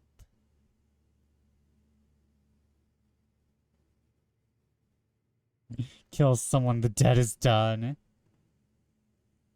You should be able to see everything that's available to you, but I'm not 100% sure. I'm still finding out things about my Discord.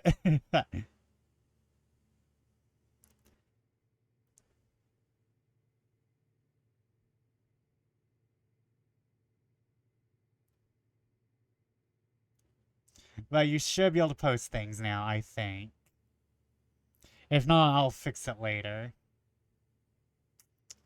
Aww. Hold on.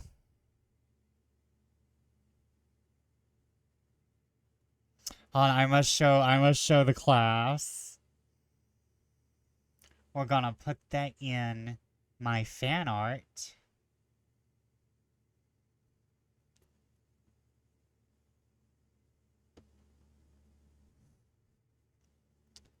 We're gonna put that in my fan art, and we're gonna show that to the class.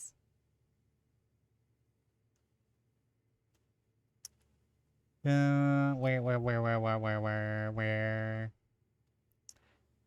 I know where all my bullshit is. And we have my own Magic the Gathering. We have my own Magic the Gathering card.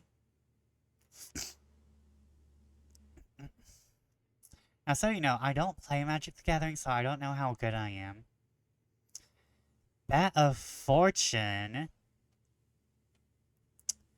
Create a 2/1 black and white bat creature token with flying and tapped treasure token. Witcher Fate, Scry X, where X Fortune's loyalty. Oh, Scry X, where X is Vesper Fortune's loyalty. Then draw a card. Midnight Constellations. Create 2/1 white and black bat creature tokens with flying. Then all bats you control do damage equal to the power to any target. Ooh. Ooh. Ooh, that actually kind of sounds neat. Any target? Oh. Oh, that's good shit. You said you like playing support, so I opted for a build that would summon bats, let you go through the deck for the perfect card, and send bats to attack for you. It's like, go, my pretties, fly. And it's, oh, that kind of creates a cute idea. My constellations are made of bats.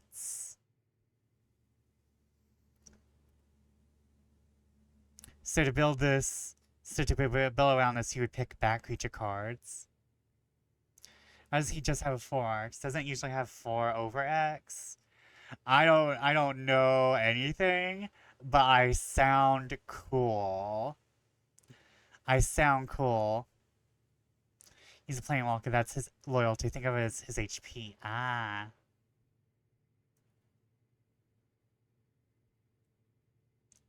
So that means I can scry 4.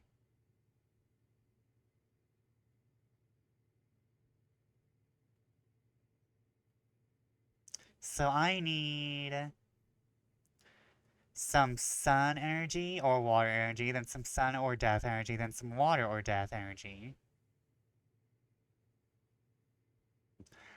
I've watched some. There was a show on Geek and Sundry where I think it was Geek and Sundry where people dueled each other in Magic the Gathering, so I have an idea of how I work.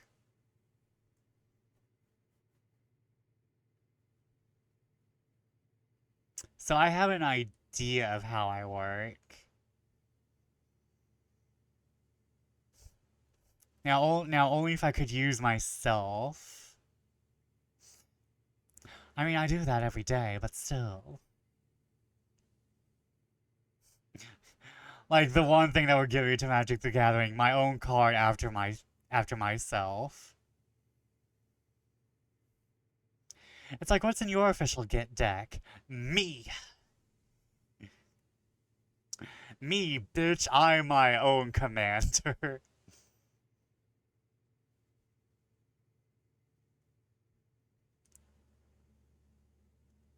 It's like, I'm my own commander. What about you? But thank you, RX. That was extremely kind of you. That was super awesome. I will keep this with the rest of my fan art. Because it's so cute. It's so amazing. I am now a... RX made a whole deck of our pals from Snurleen stream. Very fun stuff. Ooh. Ooh. Well, now I need to go look at back cards in Magic the Gathering now, though. I need to go look at back cards now. Signing up alongside Cheery, I quietly open the door and take a peek inside.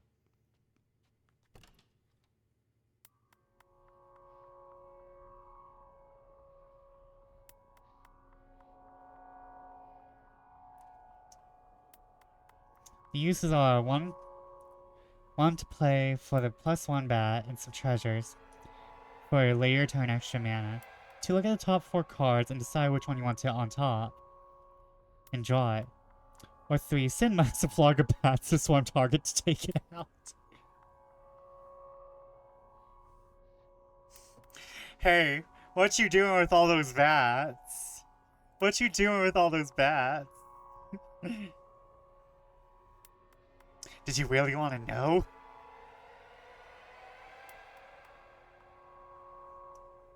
Fly, my pretties!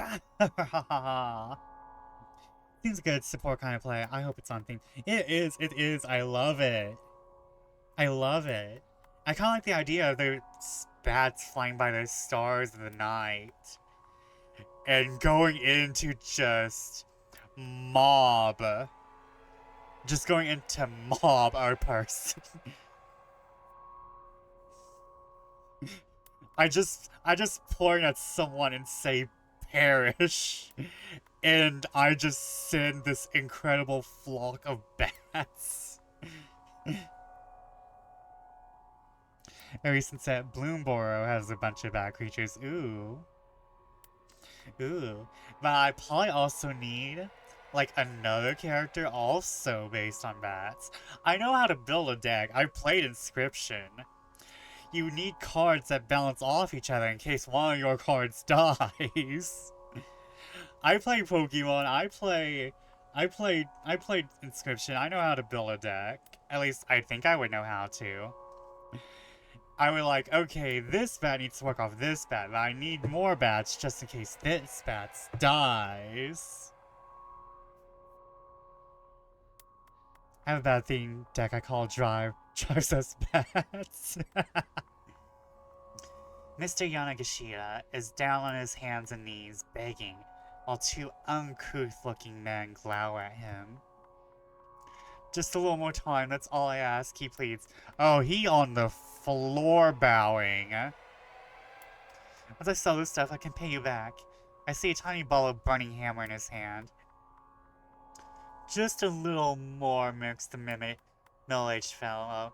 I just gotta sell this, so you've heard enough of that, are you? Yeah, the younger guy sneers. I ain't giving you any more time, so quit asking. I'd love to get into Yu-Gi-Oh! But I feel like Yu-Gi-Oh! Has just ascended out of my realms of understanding. And I'll be real, I don't like how Yu-Gi-Oh! Plays now, or ever. I hear that Yu-Gi-Oh! Always used to be about trying to get the one-turn kill. And here's the thing, I grew up on the Yu-Gi-Oh! Anime. And that's how I want to play Yu-Gi-Oh! I don't want to play Yu-Gi-Oh! Trying to get the one-turn kill. That wasn't what I got from the anime. From the anime, I want long, drawn-out battles. I think I might get into, like, playing Magic the Gathering online or some shit, cause from what I understand, Magic the Gathering is about not trying to get the one-turn kill. Like, you still want the kill as quick as possible, but you can still have a more long, drawn-out battle.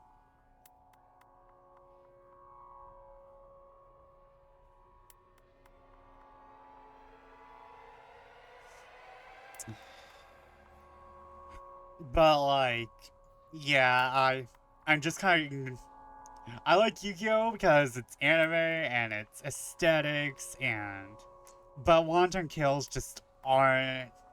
Again, I like that in other places, but again, like, the anime just gives off an entirely different vibe than the actual game. But I really need just a little longer this time. Please, you gotta believe me.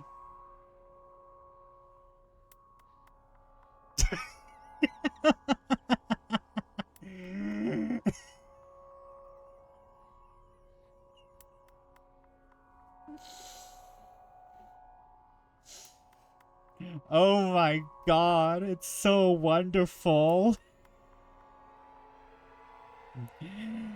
We just gotta take this in.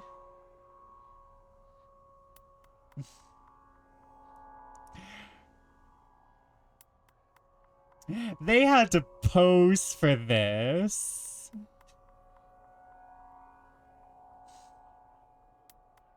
And they put the mascot on the bottom.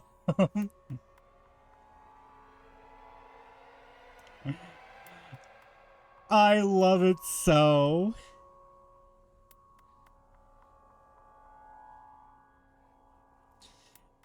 Like, I swear, these people know what they're doing. Loan sharks. Though it seems obvious that this term refers to toothy predators of the deep, the word shark in this case actually has its origins in an older Germanic word, meaning parasite, or someone who preys on the others. Same we're getting to the rise of the terms pool shark and card shark. In the case of loan sharks, though, the initial mental image seems quite appropriate. And I'm glad I gave you a wonderful follow-up idea. The two thugs are clearly the two thugs are clearly in no mood for his continued groveling. Cheery and I exchange a glance. It's probably best if we don't go out there right now. Now I'm really worried. Am I actually going to get paid for this gig? As I'm pondering that, one of the men grabs Yanagashita by the nape of the neck and drags him to his feet. Come with us, pal. We'll take you somewhere we can work off your debts. Say what? Mr. Yanagashita wells. The two men drag him away. Huh, guess he's gone then, Cherry says. She's always starting to pack up her things. Wait, what are you doing, I ask. Going home. Not much point in sticking around. Going home? I mean, the demo sure ain't happening now. Anyhow, it was nice working with you. See ya! Moments later, Cherry's out the door. Now what do I do? I've been left here all by myself. More or less at a total loss. Bad end. Shifts over. My poor feline friend isn't going to get paid now that those debt collectors showed up and dragged her boss away. If someone had told the thugs how to get to Nokane building, they probably wouldn't have caught Yanagashita. The right decision happens at 11:15, but who has to make it? Who indeed?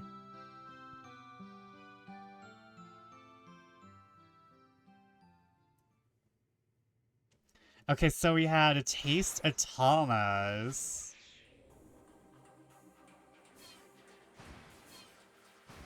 I'm sorry, I just love her, the wiggle. Wiggle.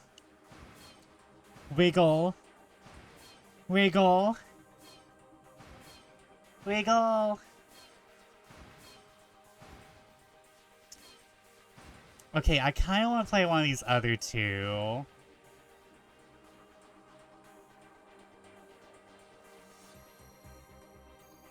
Okay, but also Jam.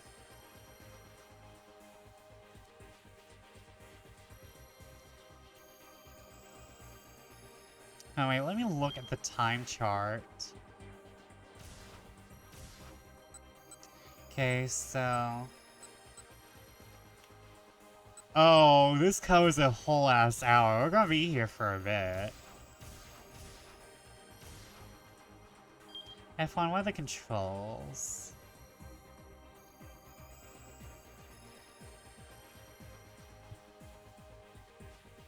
Escape. Okay. We're doing Minori Karwa. Just because I like his trench coat. Oh, he just reached down and punched the screen. Okay. The Super Cub 90. The Super Cub 90. A motorcycle produced by Honda. Not sponsored. With an 85cc engine displacement. A common sight around town. Often used by newspaper and postal delivery workers. Many owners are big enthusiasts, sometimes even swapping out parts such as the handlebars or mufflers, and giving the body a repaint, resulting in fashionable bikes that don't even look like Super Cubs in the first place.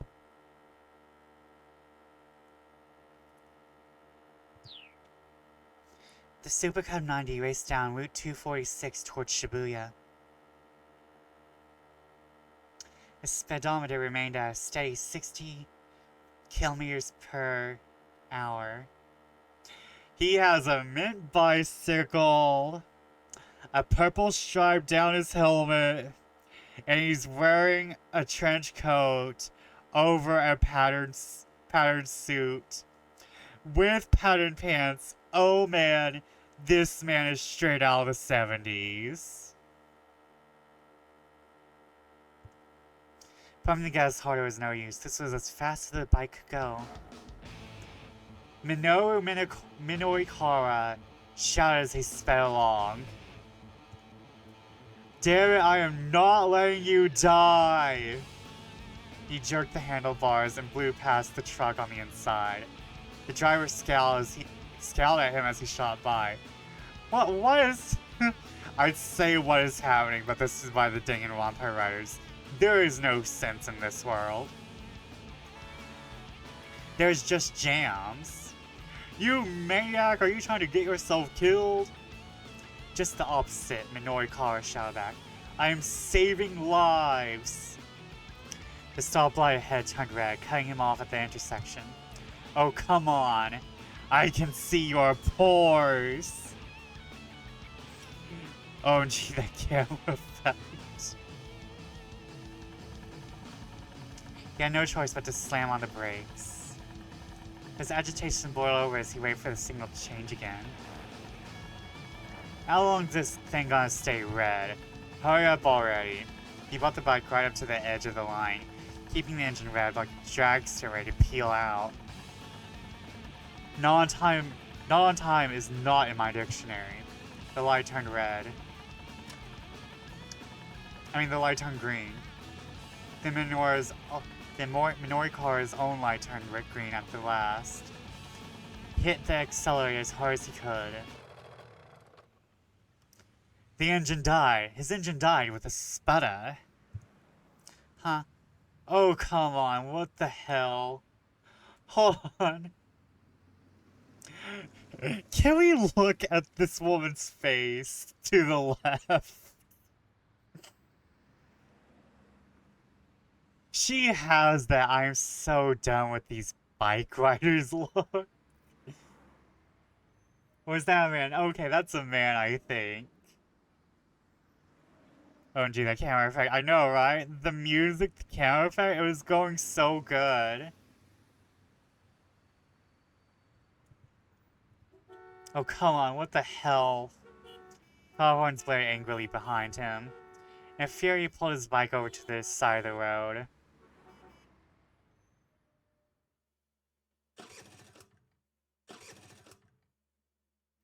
No matter what he did, the engine refused to turn over. What was the problem with was the problem with the spark plug, or maybe the battery? Whatever it was, he didn't have time to figure it out now. With tears in his eyes, he left his bike, his companion of 10 years, abandoned on the roadside. He was about to break into a run when he saw a taxi dead ahead, letting out a passenger. He hurried to hop into the cab. Just head for the Shibuya station. I'll let you know exactly where once we get closer. Taxi driver nodded coolly. What? King Cook? King Kong?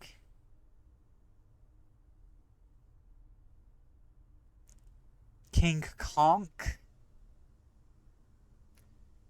Company. King Kong. We'll say King Kong for the moment. Of course, sir. The taxi driver nodded coolly. Of course, sir.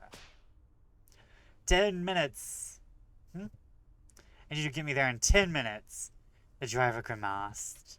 I'm afraid getting there in 10 minutes is a bit... 15 then. So that's still... Look, that's all the time I can afford. Assuming traffic conditions cooperate, sir. Then maybe. I can't make any promises. Minoikara looked at the driver's ID photo above the fare meter. His name was Hachiro Kimikuza. He's a middle-aged fellow who looked a little rough around the edges. Mr. Kimikuza, I chose you for this. You can do it. Chose me? Sir, I'm pretty certain we met by chance. Okay, I suppose you could phrase it that way. Anyhow, can we get going? Right, Kimikuza said with a faint sigh. I'll see what I can do. These poor Reiji's just suffering. Taxi pulled away at a decent clip.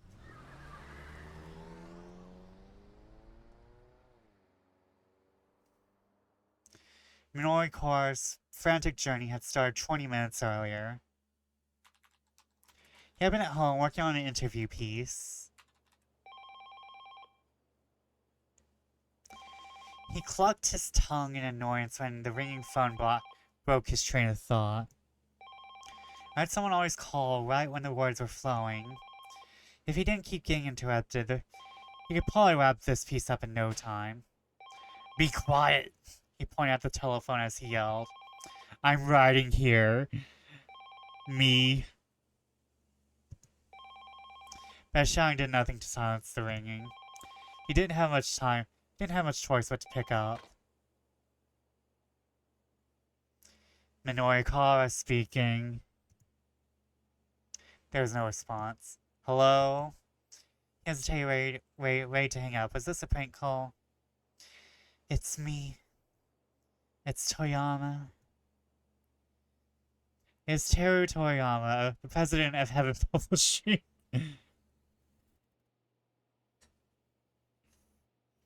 It's only fair to warn you that the Venn diagram intersection of Vesper and MTG has gone a bit bigger. Oh. Oh, what have you done? You've always been too kind to me tonight. Oh wait, that's TikTok.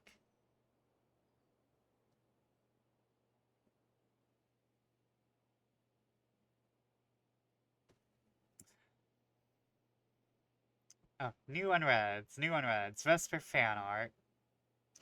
Aww. Legendary land. Add 1 mana of any color. Use this mana to only to cast a bat creature spell. Put a +1/+1 counter on each bat you control that is entering the battlefield this turn. This observatory is former than starting the stars in the night sky, you know.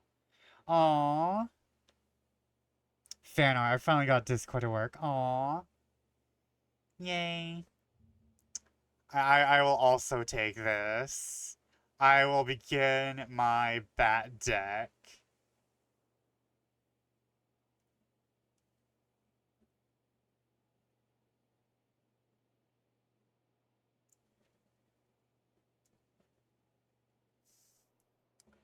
I shall begin the bats. Also, heart and heart.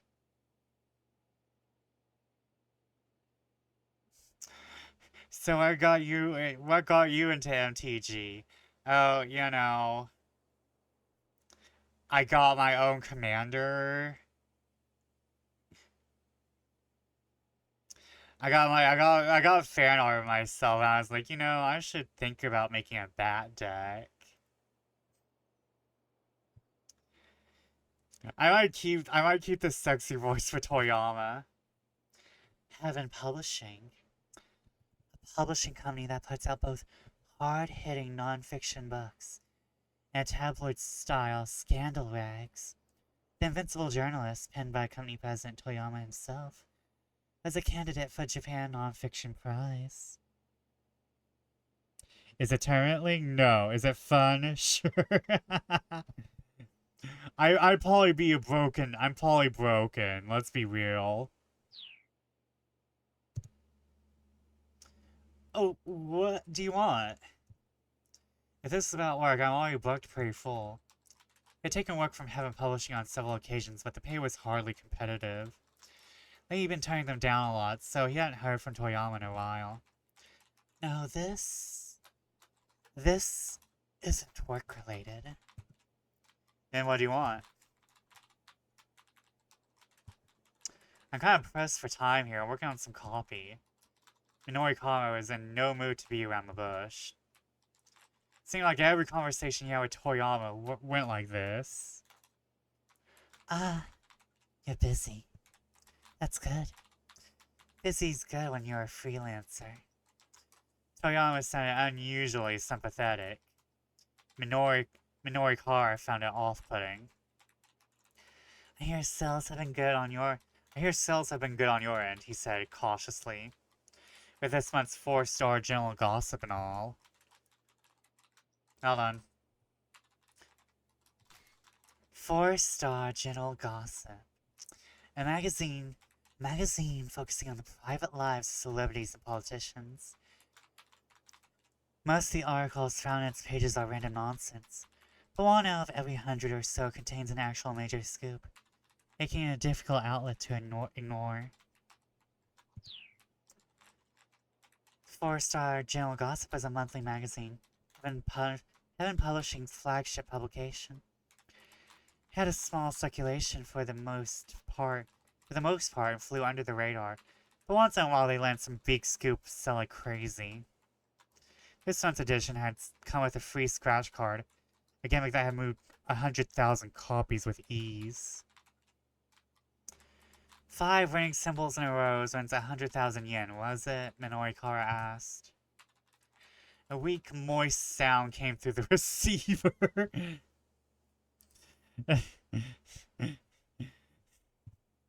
when you're fucking on the other line. I was about to say when you're having phone sex, but you're not. But the phone sex ain't being had.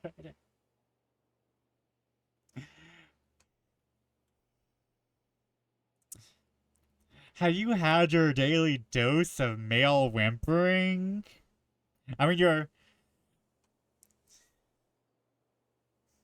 I meant to say monthly, but you know, some people need it daily.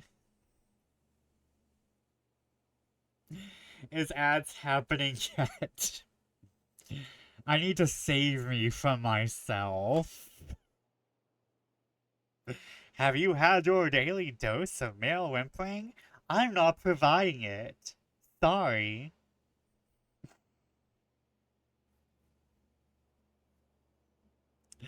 The parents are still awake. I cannot whimper on stream. There we go. There's ads. I'm going to stretch.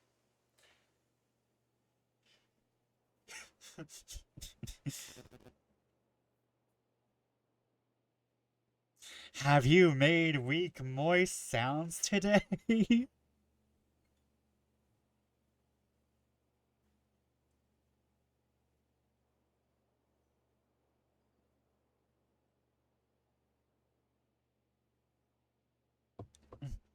I should just end the stream on that. Have you made weak, moist sounds today in stream? The hour is late and I need sleep. Until next time, this is me. Out of here. Good night, RX. Thank you for all your kindness tonight. Sleep well, dream well, and thank you tons. You are too awesome. Mwah, mwah, mwah, mwah, mwah. I hope you sleep well and dream well, and good night, good night. We won't be going for much longer either.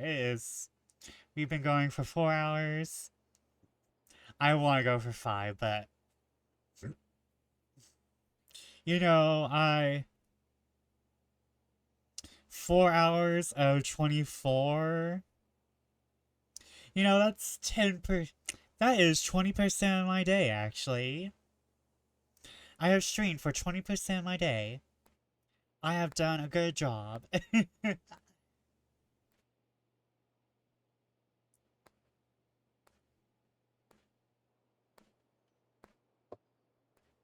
Let's see here, wait. Technically, nah, else. It's still closer to 20% than it is like anything else. Like 18% of my day.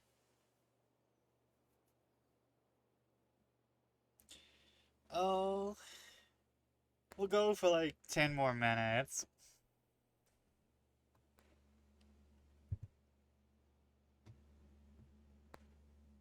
10, 20. Let me see if there's... You are the leveret, and I am the lover. You are the leveret, you are the lover.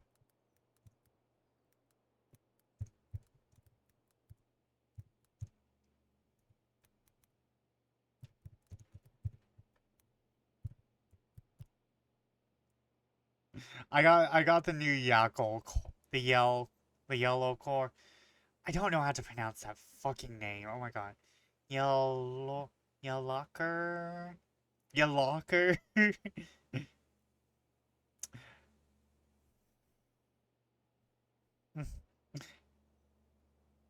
Okay, before I do anything, let me just mute the tab. And let me see who's on.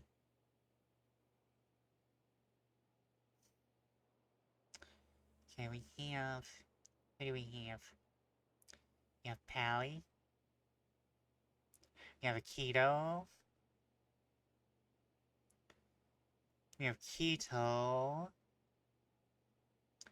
We have Kiro.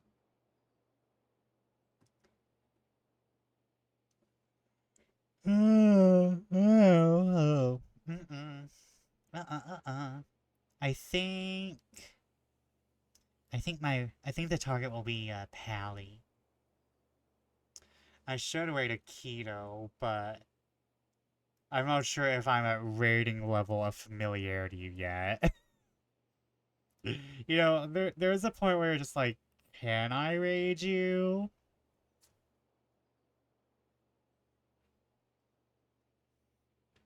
Again, a weak, moist sound came through the receiver. Baffled, Minori listened more closely. It came again, then again. Oh.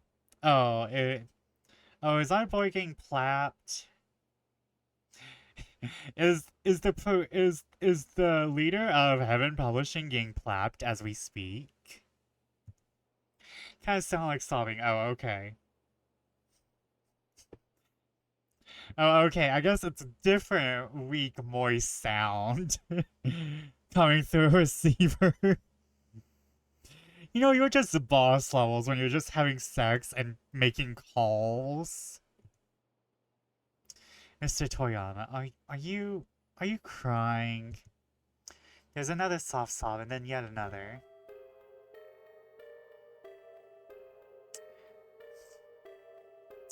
What's going on?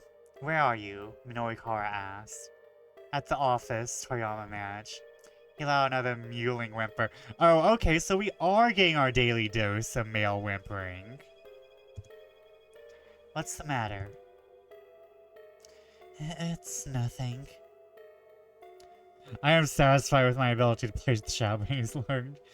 Hooray, yes, yes! Shadowbringers has some good music too. Well, it's gotta be something.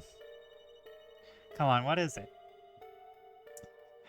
I'll be for real, I like myself some lahi. I like myself some lahi. But also, Amarang, good as fuck, like lo-fi adjacent music.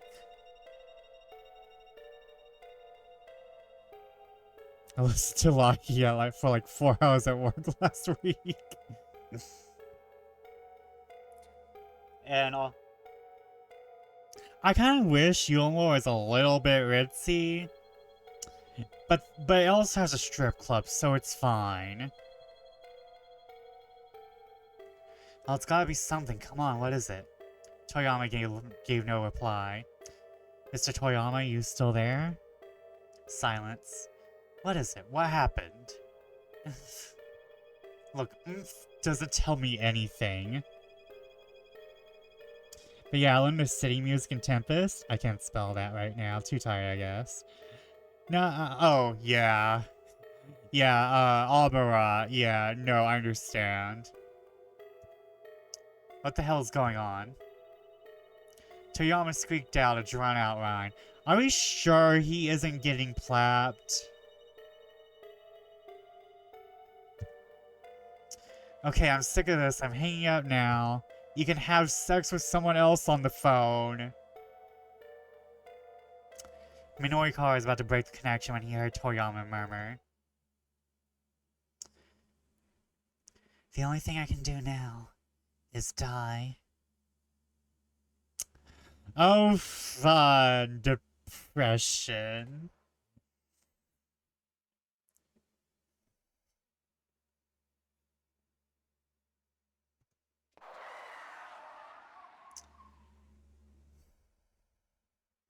The taxi lurched to a sudden stop as the driver slammed on the brakes. Actually, no, that hit a save point. Oh, you know what? We'll go on for a little bit longer.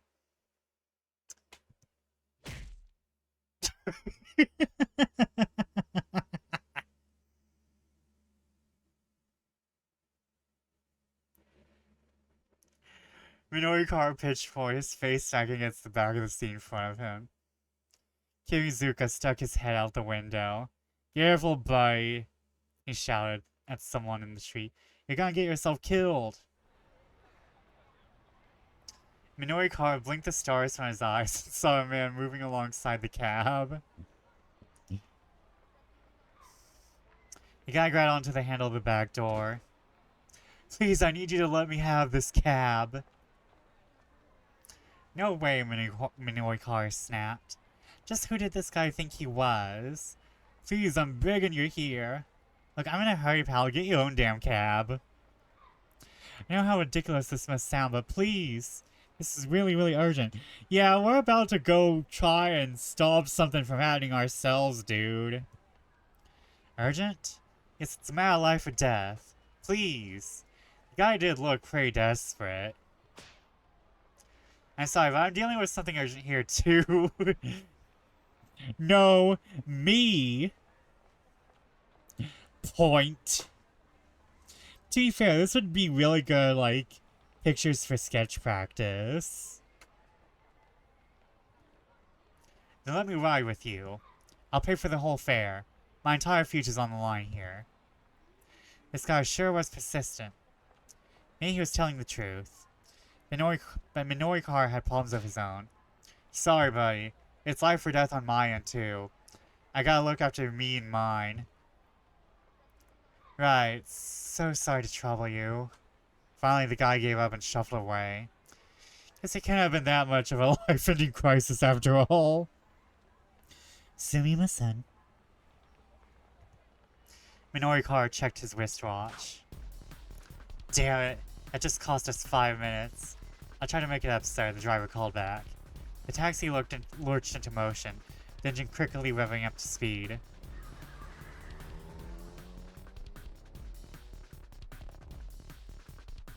Damn!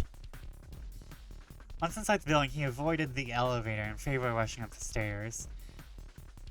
Him and publishing rented out the 3rd and 4th floors. In all likelihood, Toyama would be at the editing department of the 4-star General Gossip on the 4th floor. When he got there, however, the door was locked.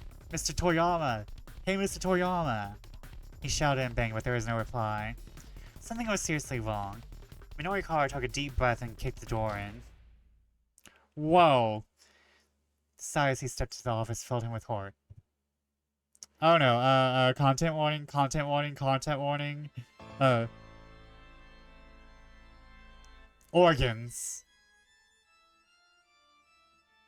But also, hanged man.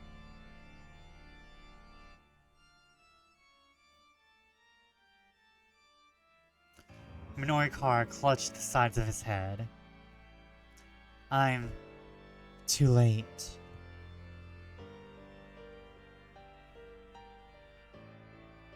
Oh no, if only I got here a little sooner.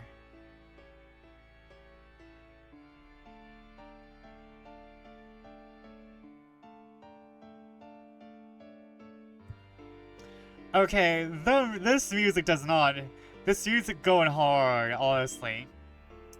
Minori Car rushed to Heaven's Publishing as fast as he could. I couldn't get there in time to say Toriyama. It's sad to say, it was really all Kano's fault. This bitch. This fucking bitch. It's all his fault. Why does Kano want a taxi so badly? Check his 1110 timestamp, and the situation might become clearer.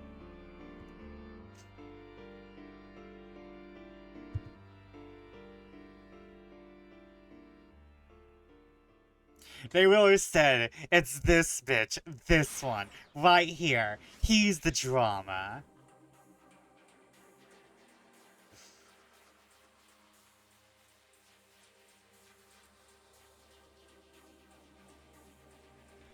Is it me? Am I the drama? Yes, Kano. Yes.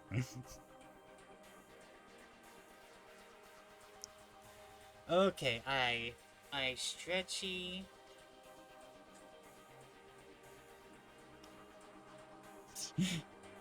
They really point out this vigil said, "It's your fault this man died. It's you. Yes, it's you." I love it.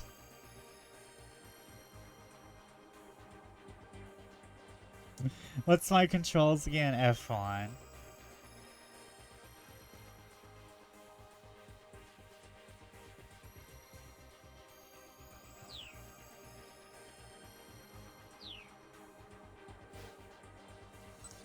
Return to title screen, yes please. I just got that in, so I think it's saved.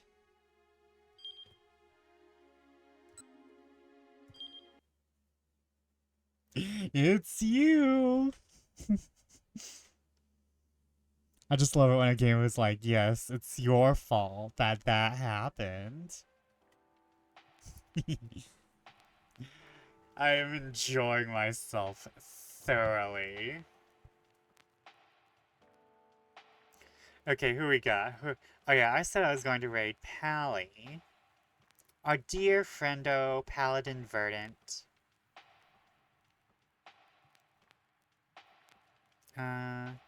Yeah, because Kira is playing Okami. Also, I think the last time I raided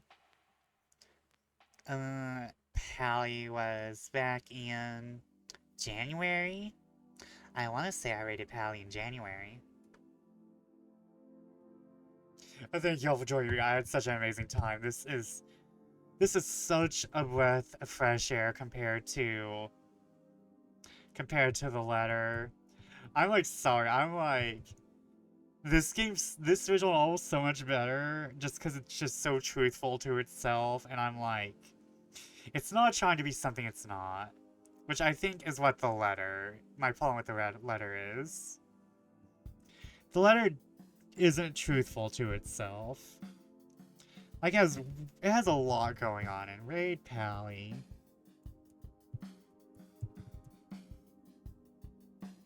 Who, am I spelling that right? Yeah. Paladin Verdant. Thank you all for joining me. I had an amazing time tonight. Thank you all. Thank you for the bits, Silver. I know RX isn't here. I know he's asleep, but thank you, RX, again for everything. And thank you all for joining me. And I will see you again. Oh shoot, so down we were done. It's okay, I dissociate too.